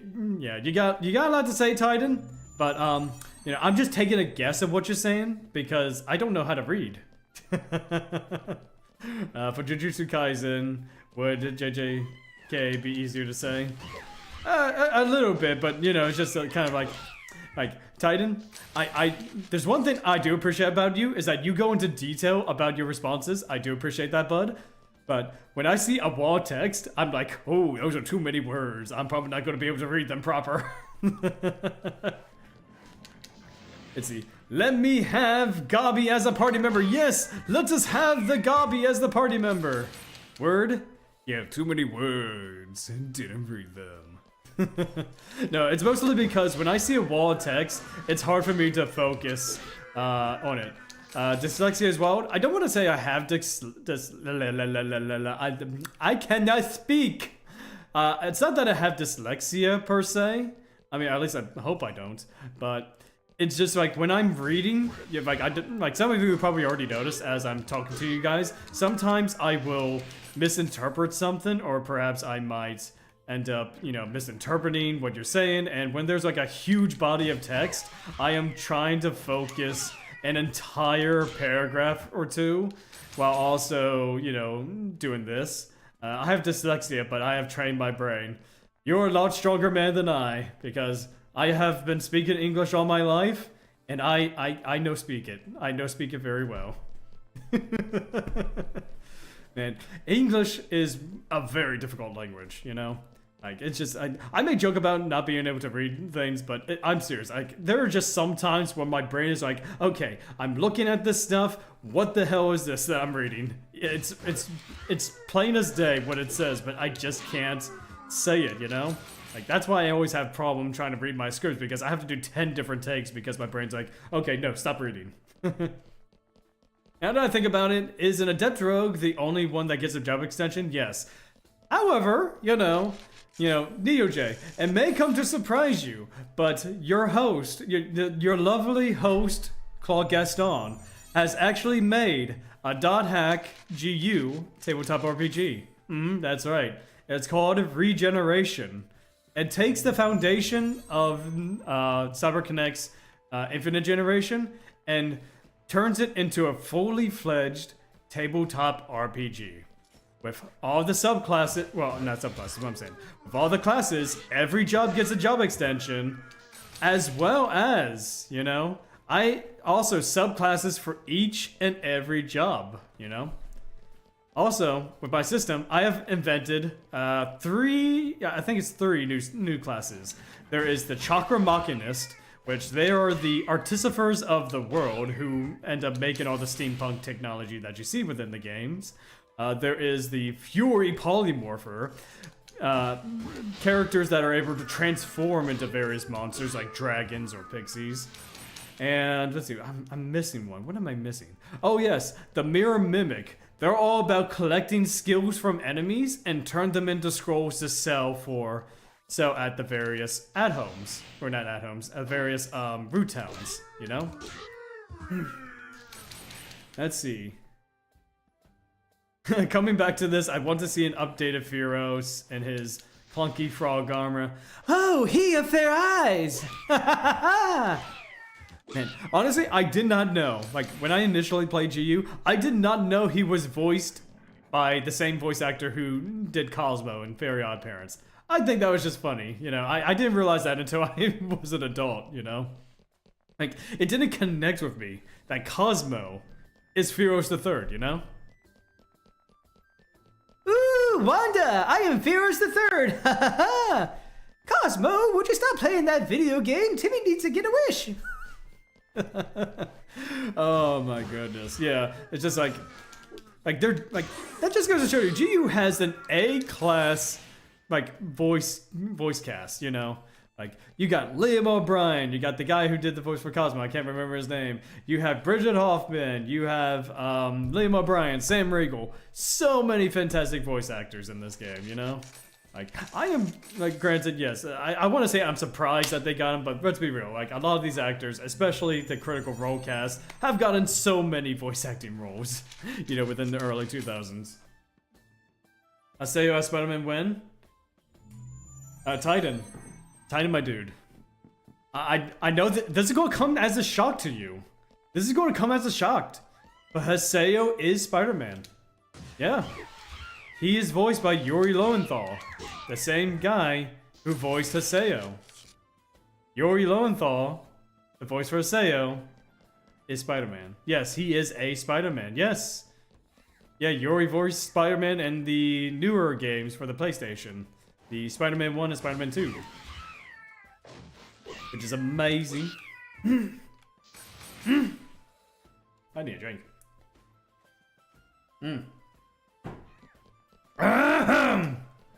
Good. Will Gio or Roots Abridged comment on this? Probably not. You know, probably not, because the thing is, Titan, when it comes to the Abridged series, yes, there's going to be a lot of jokes, and yes, I have made fourth wall breaking jokes, especially early on in GU Abridged, but I think I do want to keep the story in universe for the most part. It is still 2017. So if I'm going to be making references to anything outside of the world, it would have to be in the context of the time period that it was in, you know? So anything from 2007 and before will be fair game, but I will not be making anything modern related, like anything post 2017, you know? It'll be from before or during, yeah, exactly, yeah. If I'm going to make any reference to anything, it would be either 2017 or before, because it just makes sense. Why would I say, oh yeah, Haseo makes a comment about the new Spider-Man game that comes out 3-4 years later, you know? Just like that wouldn't make much sense, you know? And granted, yes, it is an abridged series. I can fudge some things if I want, but I also like that consistency. Look, if GU can take time to be consistent with its world building, I think I should be too, you know? It's only fair that I do. Anything after 2017 would be under Rule of Cool. Yeah, in a manner speaking, yes, Rule of Cool or Don't Bother. It's more likely going to be a Don't Bother for the most part, but I will be... But you could rip on Sword Art Online coming out in 2012. Hey, hey, Will, you know, I know we just met, but guess what? I actually did do that. In the first episode of GU Abridged that I did a couple years ago, one of the first jokes was Haseo choosing his character look. And the joke of that is that he was scrolling through the various anime protagonists, and when he landed on Kirito, he goes, "Oh hell no!" Like, he knows about Sword Art Online. you know? Like, Haseo knows about Kirito, and he hates Kirito with a passion, you know? Again, this was when, this was when that I was at that phase where, like, oh man, Sword Art sucks. How could they do that to Dot Hack? But, you know, I've loosened up a bit in terms of my, like, overall hatred with Sword Art. But Haseo still hates, like, Sword Art. In fact, well, I will say that I don't want to spoil too much, but let's just say people will compare Haseo to Kirito in this series, you know? Insomniac, Spider-Man 1 comes out in 2018. That's still, you know, a year off, you know? Madoka Magica, the better chance of work could be released before 2017. But I didn't see the 12-episode series. Oh, come on. I refuse to spoil.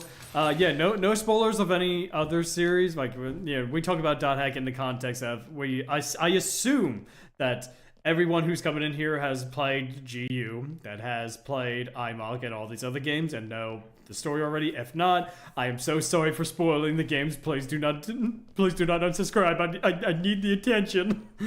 But yes, I will say right now, Titan, I have not watched Madoka Magica. I have no interest in it. And it will most likely not be referenced, because I have no idea what goes on in the series, so I've watched everything I can Dot Hack related. But have you watched my content? That's the thing. I mean, hey, if you watched all my videos before coming here, I appreciate you. That's amazing. But if not, you've got more Dot Hack content to enjoy, my friend. Some of it you might find cringy because it is the early days of my YouTube channel and my YouTube expertise, but I think you will find some enjoyment in some new Dot Hack content. I have also done new Dot Hack stories, you know, like miniature stories, like that I've done. You know, not just the abridged series, but some smaller stories, like non-canon stories, of course. Jacob, hydrating. Yes, I shall hydrate with this drink. Yeah, it's the internet. We all have some cringy things. Oh, good. So you understand. I'm very glad that you're very understanding with that. Yes. Even now, you know, it's funny because I've been doing YouTube for about, I want to say about 3-4 years at this point. You know, I'm just now starting to get some form of traction with the channels, and I look back at my older content and I'm like, oh god, this is shit. Why did I allow this? And then, now that I think about it, in the next 4 years, I'll look back at this content and be like, oh god, this is shit. How did I allow this? And just keep repeating that same cycle, you know? Like, it's just how we grow, you know? Like you said, we do cringy stuff all the time, but it's the cringe that helps us improve. Without the cringe, we cannot improve. And anybody who says that they don't do any cringy stuff, I beg to differ. Like you said, it's the internet. Internet is forever. You know, we all remember. The internet never forgets. Just like elephants. I mean, what would an elephant forget anyway? Oh my lordy lord. Ooh, man, I enjoy myself right now. Like this is a good stream. I appreciate all of you for jumping by, say hello, you know, just having this conversation. You are all wonderful, wonderful people. Man, just talking about Dot Hack, doing all this good stuff, you know. And look at that, we're at 712 experience. We just need 288 more experience, then we can get to level 23. Yes, I will tell you, this particular series, it's going to go for a long time. If I had to guess, we're probably going to go into 2026 still doing this, or at least finishing it up. But my god, we are almost halfway there. That is almost surprising to me. Like, at this point, we're about 30 hours in, and like the challenge is, honestly, I'm starting to enjoy these challenges. You know, there's just something about the mindless grinding of, you know, experience here. You know, like at first I thought it was tedious, and there were times where, yes, I did feel the tedium of this, but it's just kind of like, I don't know, with this engagement from you guys, you know, it's definitely, I'm definitely enjoying myself, you know? Oh no, another paragraph. Okay, let me see if I can read this. Let me see if I can read this. Fake zero, fake 99, and blade work on reason.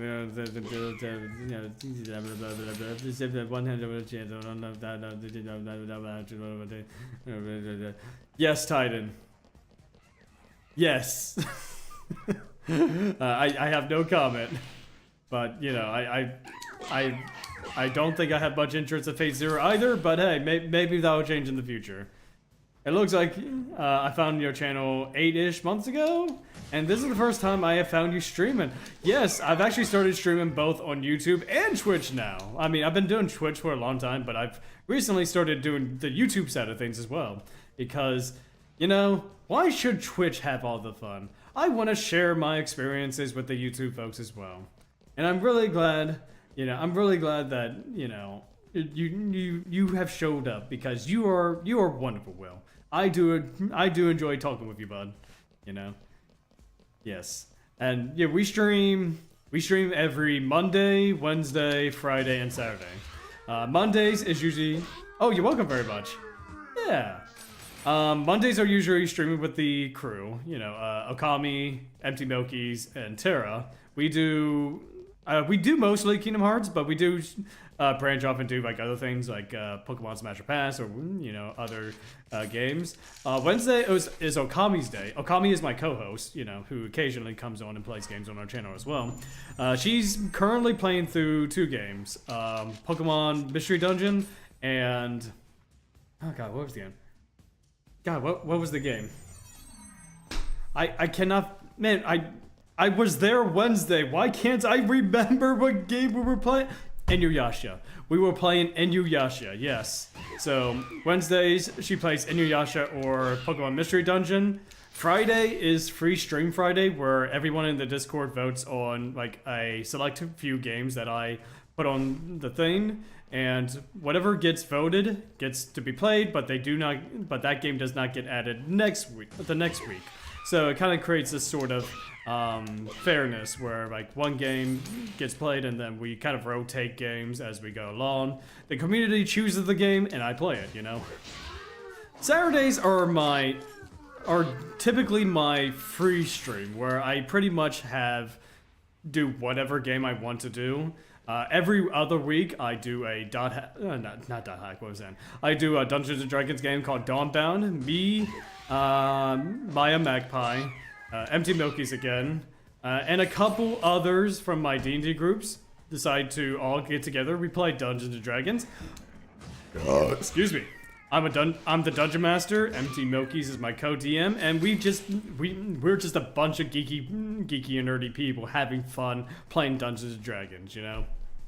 And you can find all of the content that we do, like for the D&D games or like every other things, either on my YouTube channel now, where all the streams get backed up now, along with the Twitch side of things. The only streams I save is the D&D games now, because for whatever reason, Twitch now has an upper limit as to how many videos you could save. Like, I think it's like 100 hours or something like that, which it does sound like a lot, but if you've been on the channel for a long while and you have like so many clips and whatnot, then yeah, 100 hours can fill up very quick. Oh, sorry, Titan. I'm going on a rant. I'm not even reading your messages. Sorry, bud. For what it's worth, some of the guys at Project Mouthwash have been checking out .hack. Woo! Nice! I hope only the most positive of things. I'm playing Monster Hunter Wilds right now, and there's a place that's really giving Indigo Lou. Yes! Oh, man, I really want to play Monster Hunter Wilds. No, not that area. I really want to play Monster Hunter Wilds. My issue is, my computer can't run it.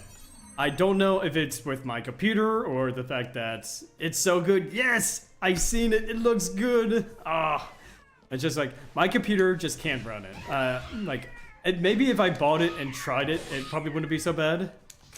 Wild is really good, but it is a hog. Yeah. So like my computer is decent. I'm able to play Baldur's Gate 3, on it. Which hey, if I could play that game, I could play most games. But Now I could be wrong, someone might correct me on this, but I think Capcom games have DRM in it, which that takes up a lot of resources as well.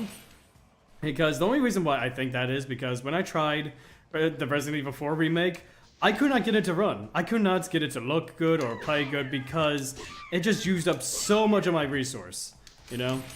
It's just kind of like, I wasn't able to play Resident Evil 4 for the stream, and I had to kind of call it quits that day. I was kind of disappointed because I was looking, because this was the demo Resident Evil 4, and it was using up so much resource, you know? So, let's see, DRM, de novo, yeah, it's known to cause a lot of issues. Yeah, it's just a lot of issues. But maybe, no, okay, no, I don't have a PS5, never mind. So, maybe in my off time, because I've been wanting to upgrade my computer for some time, if I do have the funds, which probably not gonna be for a long while, because, you know, hey, I'm a broke boy. I'm a broke boy that plays video games. Maybe one day I'll end up getting some better parts for my computer, and then maybe, just maybe, I could play Monster Hunter Wilds on the lowest settings. Because honestly, I've seen clips of the graphical glitches of Wilds, and I'm sorry, that's hilarious to me. That makes me want to buy the game just for that alone. I want to see just like the blobs that would be monsters. I'm enjoying it so much on PS5. Really? Oh man, you know, I decided not to get a PS5 when I got my my tax returns because life, but life happens. I can't just spend it on my own stuff. I can't spend my money on my own stuff. But mostly because I'm saving my money for my trip in July. But yes, yeah, the Monster Hunter Wilds just looks so good, and if I ever do, yes, honestly, that is valid. Yeah, it is very much valid. If I do get Monster Hunter Wilds, I want to try the Twin Blade. Hey, look. I'm a .hack YouTuber. Anytime I get a chance to dual wield anything, I'm going to be doing it, Yeah, on console the game it runs fine. PC could be a bit rough, hit or miss. You're going to have issues. Oh, I went the wrong way. Yeah, you're going to have issues. Yeah, that's what I thought. Because I also have Monster Hunter World that I could probably play on stream. Because, it's an older Monster Hunter. Probably not going to use that much resource even with DRM, but I'm always worried about DRM. That's the big thing with me, like how much resource it's using. I love me the Switch Axe. I think the weapon that I used from at least Monster Hunter World, I like the lance. Hey, I like just rolling around the battlefield, just charging at enemies. Where are you going? Where are you going? I've got the shish kebab. I use too many weapons, my loves. Hunting horn, lance, greatsword mostly. I kind of like the greatsword, I mean, it's fine. Like, at least for me, like, I think I do okay with it. That's what I do too, yes! Come back here! Come back here, you need to be the shish kebab! I've also enjoyed the bow. I'm also a bow player.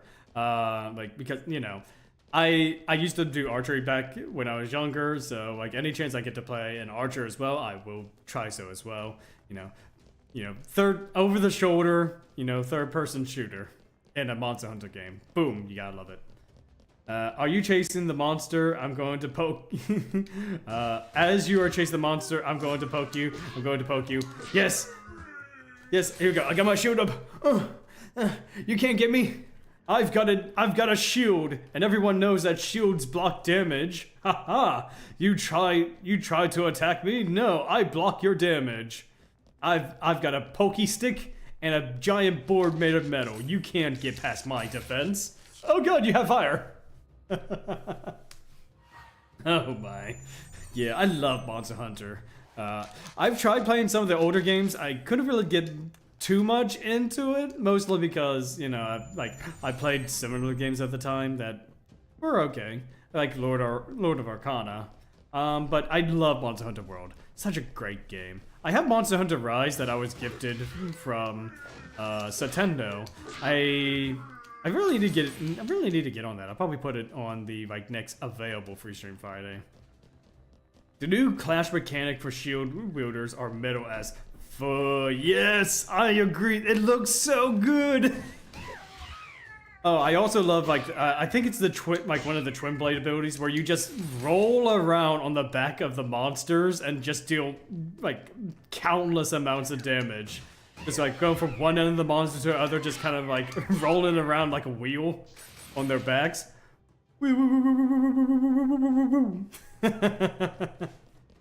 Oh man, like I'm so happy for like the people who are enjoying Monster Hunter. Like it looks sick. WoW's looks like a fantastic game. Captain Levi, is that you? Yes, Captain Levi. Yes, Attack on Titan. Yes, I have never watched Attack on Titan, but at least I know who Levi is. Oh my lordy, oh lordy. Man, there's just so many good games that have come out in recent years. Let's see. Monster Hunter Wilds, you know, great game. I'm hearing nothing but good things about it, outside of like the technical hiccups. Oh, I did see that Monster Hunter Wilds on PC, I think like the reason why they're having so many issues is because, and I'm not even joking, they misspelled resolution in the configuration settings. I think that's funny. Alright friends, we're going to be having an ad here in a few seconds, so why don't you go ahead and grab a drink, a little snack, and we'll be right back after these messages. Ba-bum. Neither me, I could never get into the politics of it. Yeah, that is true. That is true. We'll be right back.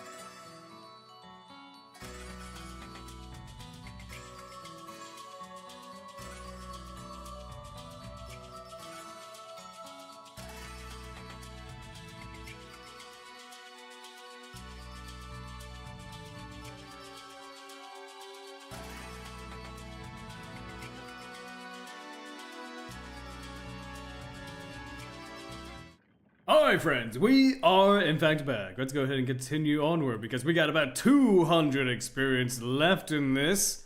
I believe. Something like that. We'll find out here in a second. 200 more experience that we need to get in order for us to level up. I hope all of you got yourself your snacks. You all well and dandy, you know. Let us continue the conversation. And the conversation was... me neither. I could never get into the politics of it. Yeah, I can never really get into politics of most shows either. Like, you really need to get me invested in the story before I can start worrying about, like, the in-universe politics, you know? But there is, one universe, like, one anime, I mean, it's sort of one topic, sort of not. But if there's one anime that I have recently watched, Overlord, fantastic. I love Overlord, you know? Such a good anime, you know? I like the twist on things about, you know, yeah, you got isekai'd into an undead lord, essentially. Like, I say isekai'd, but, you know, hey, you're trapped in this world as the undead lord, Ainz Al Ghul, I believe his name is. Yeah, and I've recently got into an Overlord kick, you know. Like, such a good series. Inspired me to do some, evil shenaniganery in my D&D games, mwahaha. I mean, if you're one of my party members right now in the chat, then ignore that little bit. I get inspired by things. I do inspire myself to create from the medium I enjoy. Poke. I love Overlord because it's very heavy character driven. Absolutely. I love all the character interaction between all of the characters. I do, like, I know this is going to sound a little bit basic, but Ainz Al Ghul, probably one of my favorite characters, you know, in that anime. Just, he is such a well-written character, you know. Trapped in another world, death ends, request could have worked, but that's most likely to be recommended by me unless, by me due to rules you listed earlier. Yeah, like I said, no, yeah. Probably not Death End's request. Again, I would have to look at some of the games that you're recommending, but I believe I put Death's End as a no, mostly because of some of the subject matter in it, you know? Now, we're usually loose in some of the subject matter when it comes to the games we play on here, but at the same time, if it's too provocative, or, you know, like, if it's something that could give me, if YouTube or Twitch now can, like, put give me a no, you're not allowed to do that. You have to be friendly family, you know, streamer man.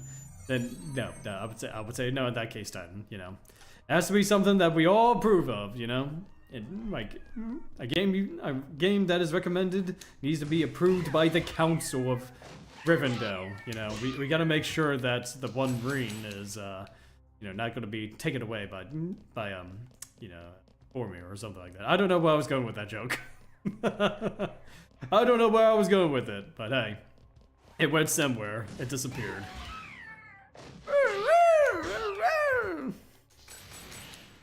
Man, these goblins, man, they just keep. Look, I am level 22 right now. Like, I am just bullying these goblins, you know? I mean, these goblins were just minding their own business, but I just come along and just... Oh, man. Haseo. I know you're technically the villain in Volume 1, but this is ridiculous.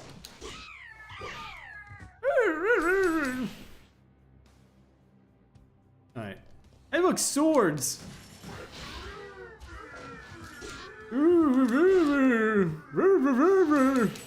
Alright, at least we got less than 200 experience left. At the very least, we got less than that, you know? Dun dun dun dun dun dun dun dun dun dun dun dun dun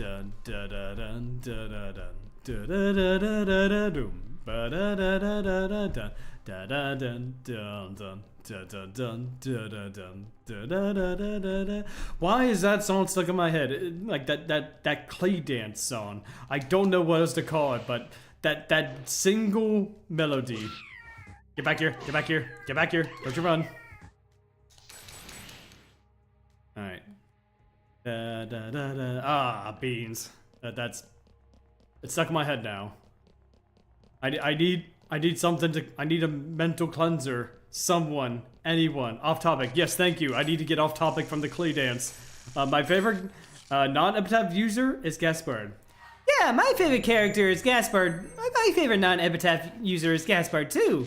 I might have a little bit of a bias because, well, I kind of voice him in the Abridged series, but Gaspard really does have a very good sense of self about him. You know, he definitely has some really good growth about him. Yeah, Gaspard is a really well-written character and very like a lot of the characters in GU are so well-written. You could believe that like they're just regular people. Like you can believe that they are regular people within the world. You know, just playing a game. He's just a kid playing the world. He has no idea what an epitaph is or just like what these like what is it, Ida? You know, Ida know what these are. You know. I stop. Yeah. Let's see. In terms of my favorites, like non-epitaph user, this is going to be a difficult one because there's 8 epitaph users. I mean, kind of narrow down the list. I would say my favorite non-epitaph user would have to be. I was gonna say Saku and Bo, but they're epitaph users. Dang it.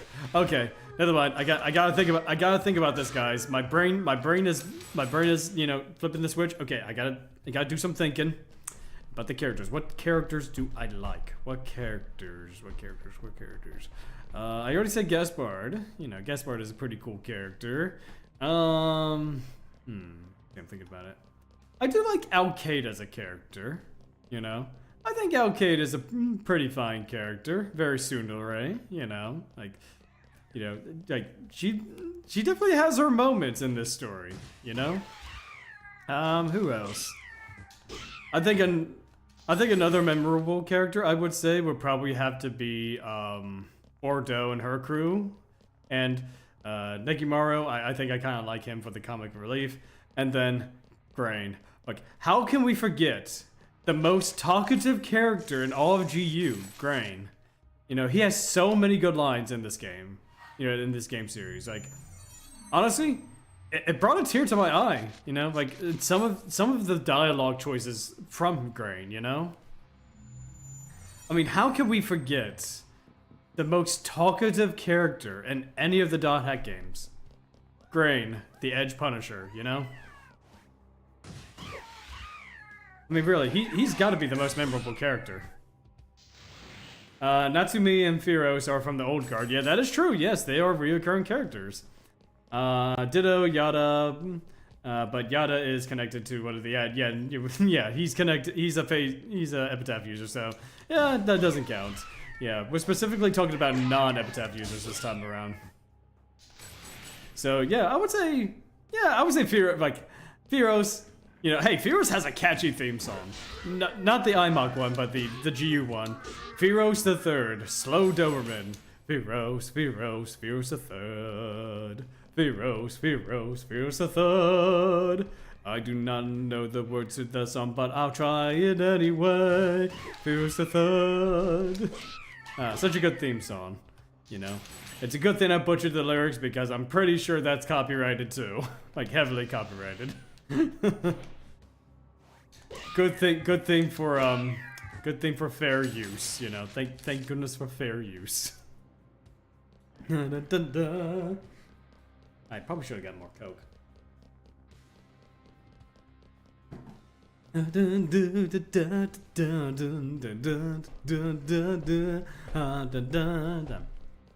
What other characters do I like? I like Gabi. I think Gabi's a very swell character. I'm Gabi. Oh man, honestly, if we ever do get far enough into the Bridge series to introduce Gabi, you guys are gonna love Gabi. I think, look, I'm gonna have him just say nothing but the best lines, you know, for Gabi. I want to know the crazy part. You never know the other characters' actual names, other than their game tag. Yeah, and the only way to actually know, like, some of their offline names is you read the supplement material. But even then, they're few and far between, you know? Like, you'd never really find out in-game what their names are.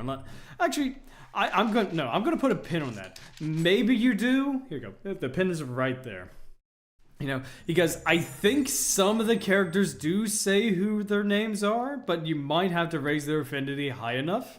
I could be wrong. Someone please correct me either in the comments of this YouTube VOD or like even in the messages right now. But I'm pretty sure that there are some characters that do that.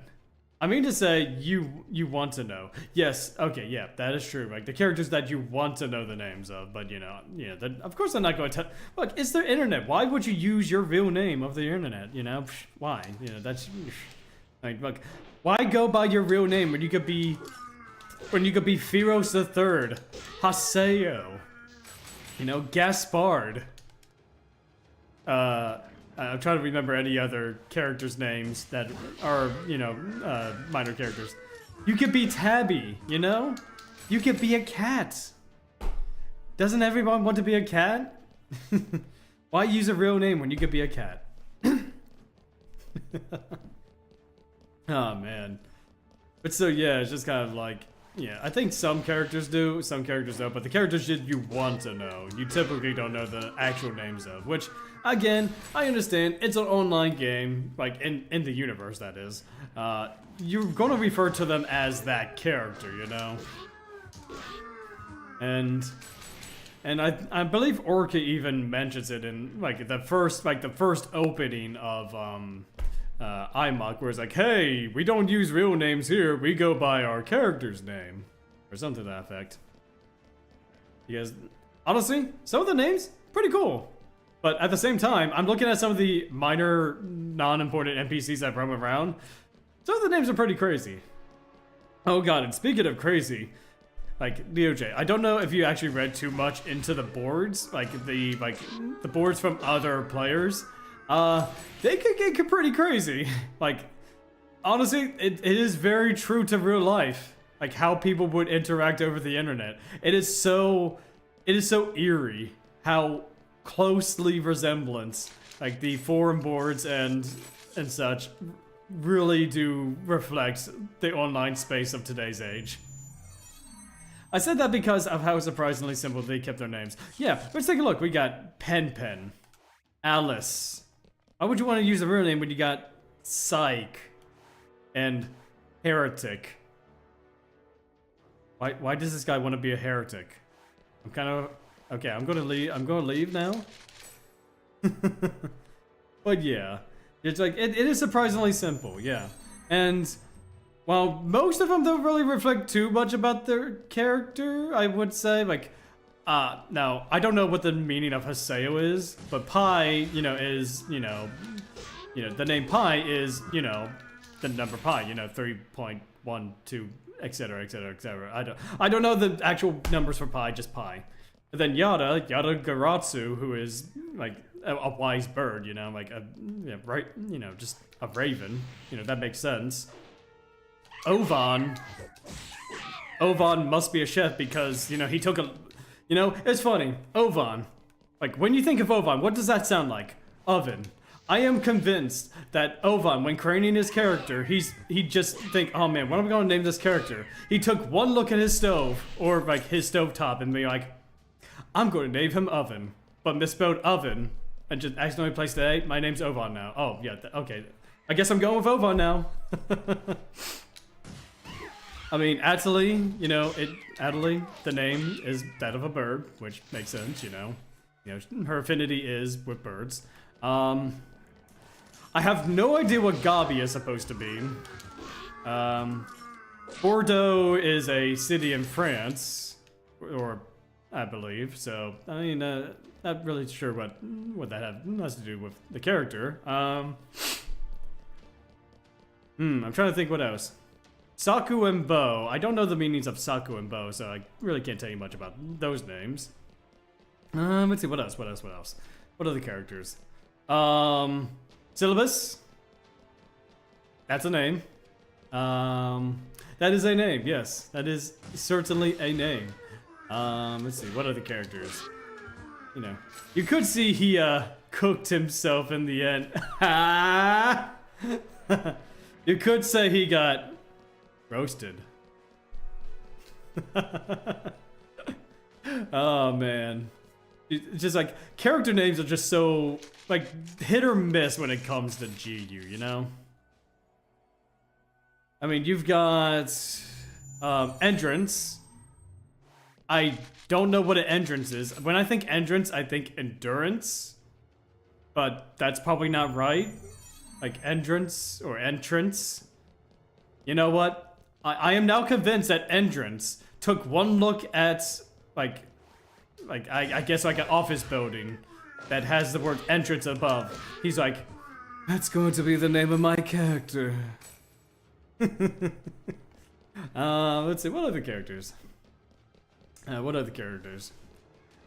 know what Shino means. I mean, that'll probably be something to be looking into. Don't know much about Sakisaka. Tabby, of course, it's a cat. You know, Tabby is a type of cat. Let's see, what else?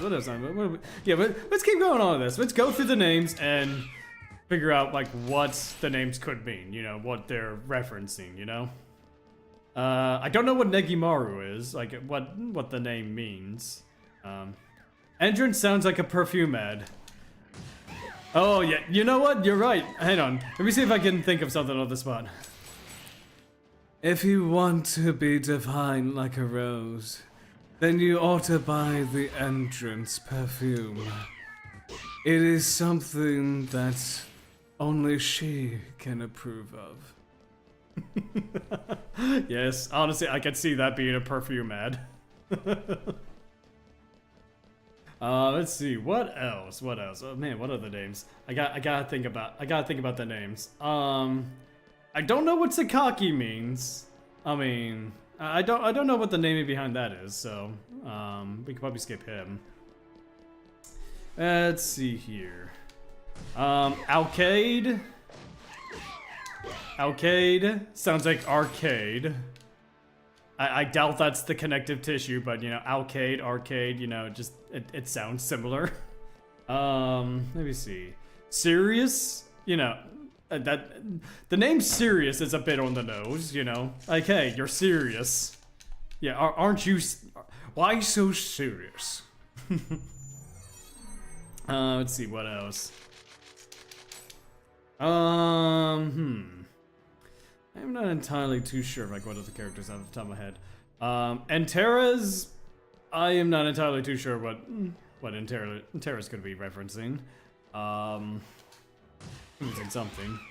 Firos the Third. I mean, look, the name Firos. I mean, look, guys, you might find this crazy, but I think Firos the Third is referencing the fact that he is the third Firos. I could be wrong. I mean, there might not be two other Firoses, you know, before him. But I think Firos the Third means that he's the third Firos. Let's see. Let's see, what else? What other names? What other names we got going on here? I gotta go through all the characters that I can think of off the top of my head. Excuse me. Wow. I am so sorry for my unprofessional behavior. I got to think. I'm thinking through all the characters. Who am I missing? Who am I missing in terms of the names? Okay. I guess I have to jump straight to. Let's see. I'm just going to say that Syllabus name matches a character because at some point I can't read. Because at some point you just get straight up sidelined. That makes sense. That does make sense, NeoJ. That does make sense. Let me see. What other names? What other names? Volume 2. Okay. Nala. So apparently Yada's secondary character Nala liked the Lion King. His favorite character was Nala, so he decided to name a character after his favorite Lion King character. Okay, that's easy enough. That's easy enough to connect. Zelkova. I have no idea what a Zelkova is, so I really can't do too much breaking down of that name. Let me see. Natsu. I don't know what a Natsu is, so I can't really break down his name either. I'm thinking. Oh, thank you, Bibu. So Kova is a plant. You know what? That kind of makes sense. Hydrate! Hydrate.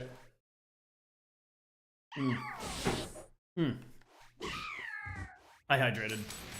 Yeah, thank you, Bibu. So Kova is a plant. Nice. Plant tree thingy. Okay. Very good. Very good. Very good. So Kova is a plant. I guess that kind of makes sense.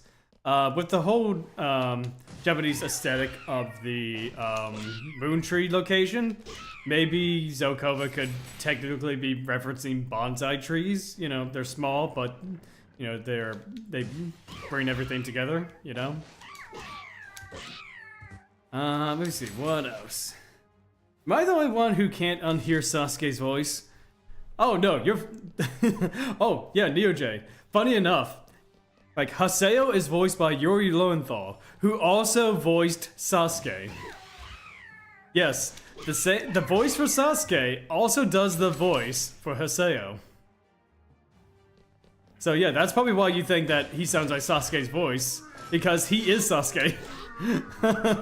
The voice actor for Sasuke is Haseo. And that is funny, isn't it? You know?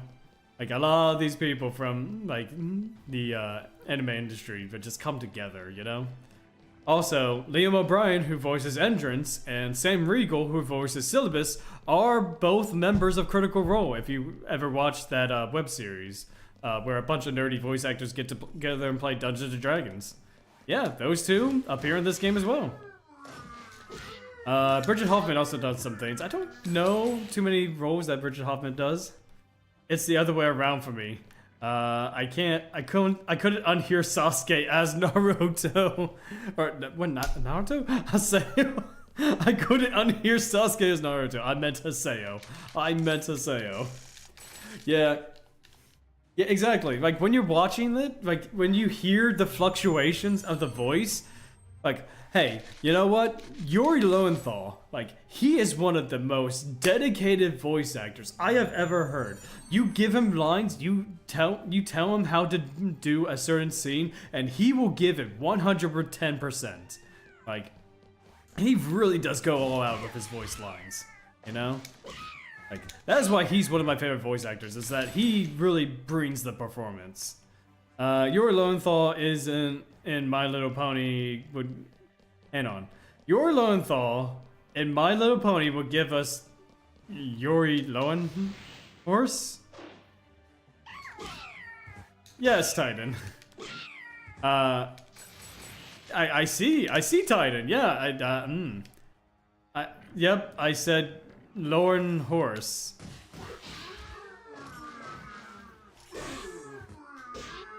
Yeah, yeah, buddy. Yeah, I just okay. Yeah, you did say that. You certainly did. I mean, he probably has done, like, Yuri Lowenthal has done so many things over the years. You know, I wouldn't be too surprised if he also voiced a character in My Little Pony. Yeah, I've never watched it, so I can't really say anything of it. So, ooh, a boo! Oh, get over here! Get over here! Okay, we are almost done. I think we need 2 more dungeon runs, and then I think that's it for the night. You know, we just got, let's see, we need 17 experience? I think. Something close to it. Da da da da. Come on, let's go. We're gonna do this. We got it. Beat up the swords.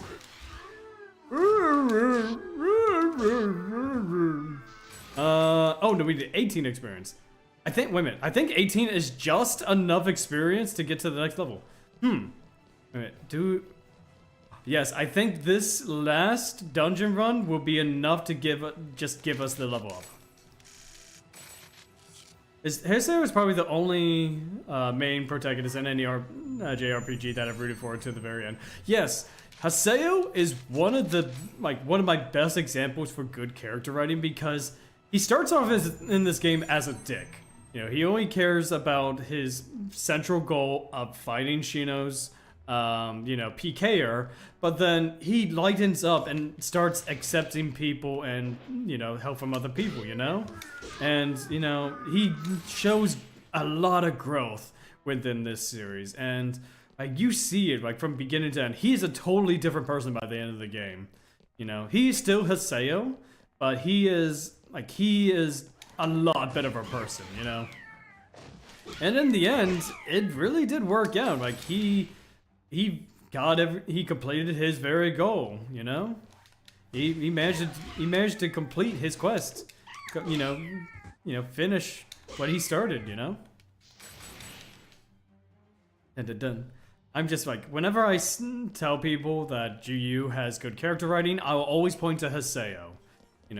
Yes, there are a couple of odd moments when it comes to his character, but overall, he is a very well-written character. I would say, he's very well-written outside of Roots. Roots is terrible. doesn't really do well for his character. I will forever miss Haseo roasting people. Well, you know what, Bee-Boo? It's alright. Because I'm trying my best to roast people in the Abridged series. Am I successful? Well, that's up for you guys' interpretation. That is entirely up to you guys, whether or not I do roast people well or not. But as long as I'm voicing Haseo in the Abridged series, I will try to do my best. Will I be better than Yori Lowenthal? I sure hope not, because that guy is a legend. But I will definitely do my best to bring the character to life. And we leveled up!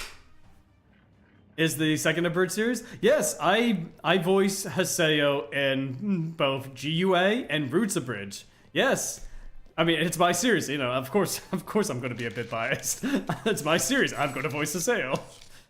But I think I do a pretty decent job of being Haseo. I mean, I'm going to try not to be a dick, but let's be honest, I'm going to be a dick, Everyone else is so mean to me. I'm trying to find Shino's PKer. Look, if you guys are going to get in my way, then you know what? Who needs you? Wait a minute, I need you guys, please. I need friends.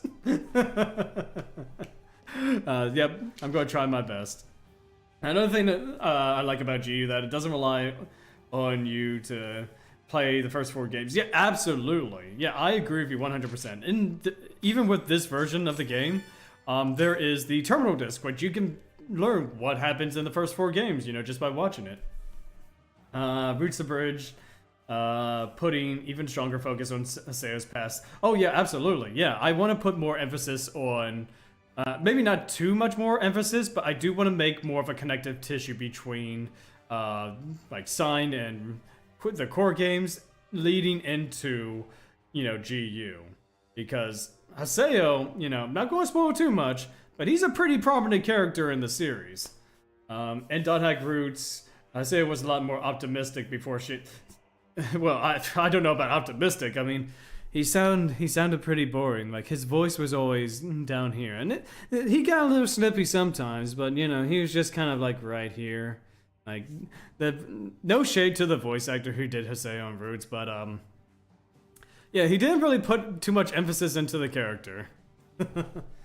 Alright, let's go ahead and update this character. Or not character, what am I saying? This, let's go ahead and update things. So, the amount of experience we need... Oh, well, actually, let's go start with the time since we already have it up. Battles need... Alright, so right now, we are at 31 hours.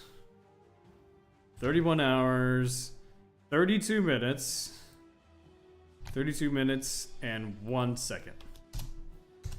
Alright, so this is the total playtime right now. Haseo was comparatively happier before Shino got hit. When Shino got hit, yeah, he was rampant. The battle of 100 PKs, oh god, that's gonna be hell to animate. Let me tell you that. So, okay, now let's go ahead and take a look at our stats right now. I think it's just flat. Okay, so we're 23 right now. We need about 27,000 experience. Let's see here. We experience. We need 20,000, 27,000 experience. And let's see, divide that by 3. We need about 9,000 more battles. We have done 336 battles this stream. It doesn't feel like it, does it? You know, it really doesn't feel like it. I don't know. Yes, 336 battles. Ooh, I mean, a mathematician might go and count every single battle that we've done, but I'm just gonna trust the numbers real quick. So we just need 9,000 more battles to complete this run. So it's gonna be a long road, friends, but I assure you, we're going to make it. But before we end it here, we're actually going to end the stream. But before we do, let's go ahead and find someone to raid for your Twitch people. You know, all you fantastic Twitch folks. Let's see if is there anyone else playing .hack.gu? Let's see. Let's see. Borderlands, just chatting, Dark Souls, Amori, Cyberpunk. Let me see. Why don't we go ahead and raid? Let's go ahead and raid. What's his name? Oh my god, G.R. Gerchman? I'm just gonna call him the G-Man. Alright, let's go ahead and raid G-Man. He's playing some Dark Souls. OG Dark Souls, yeah.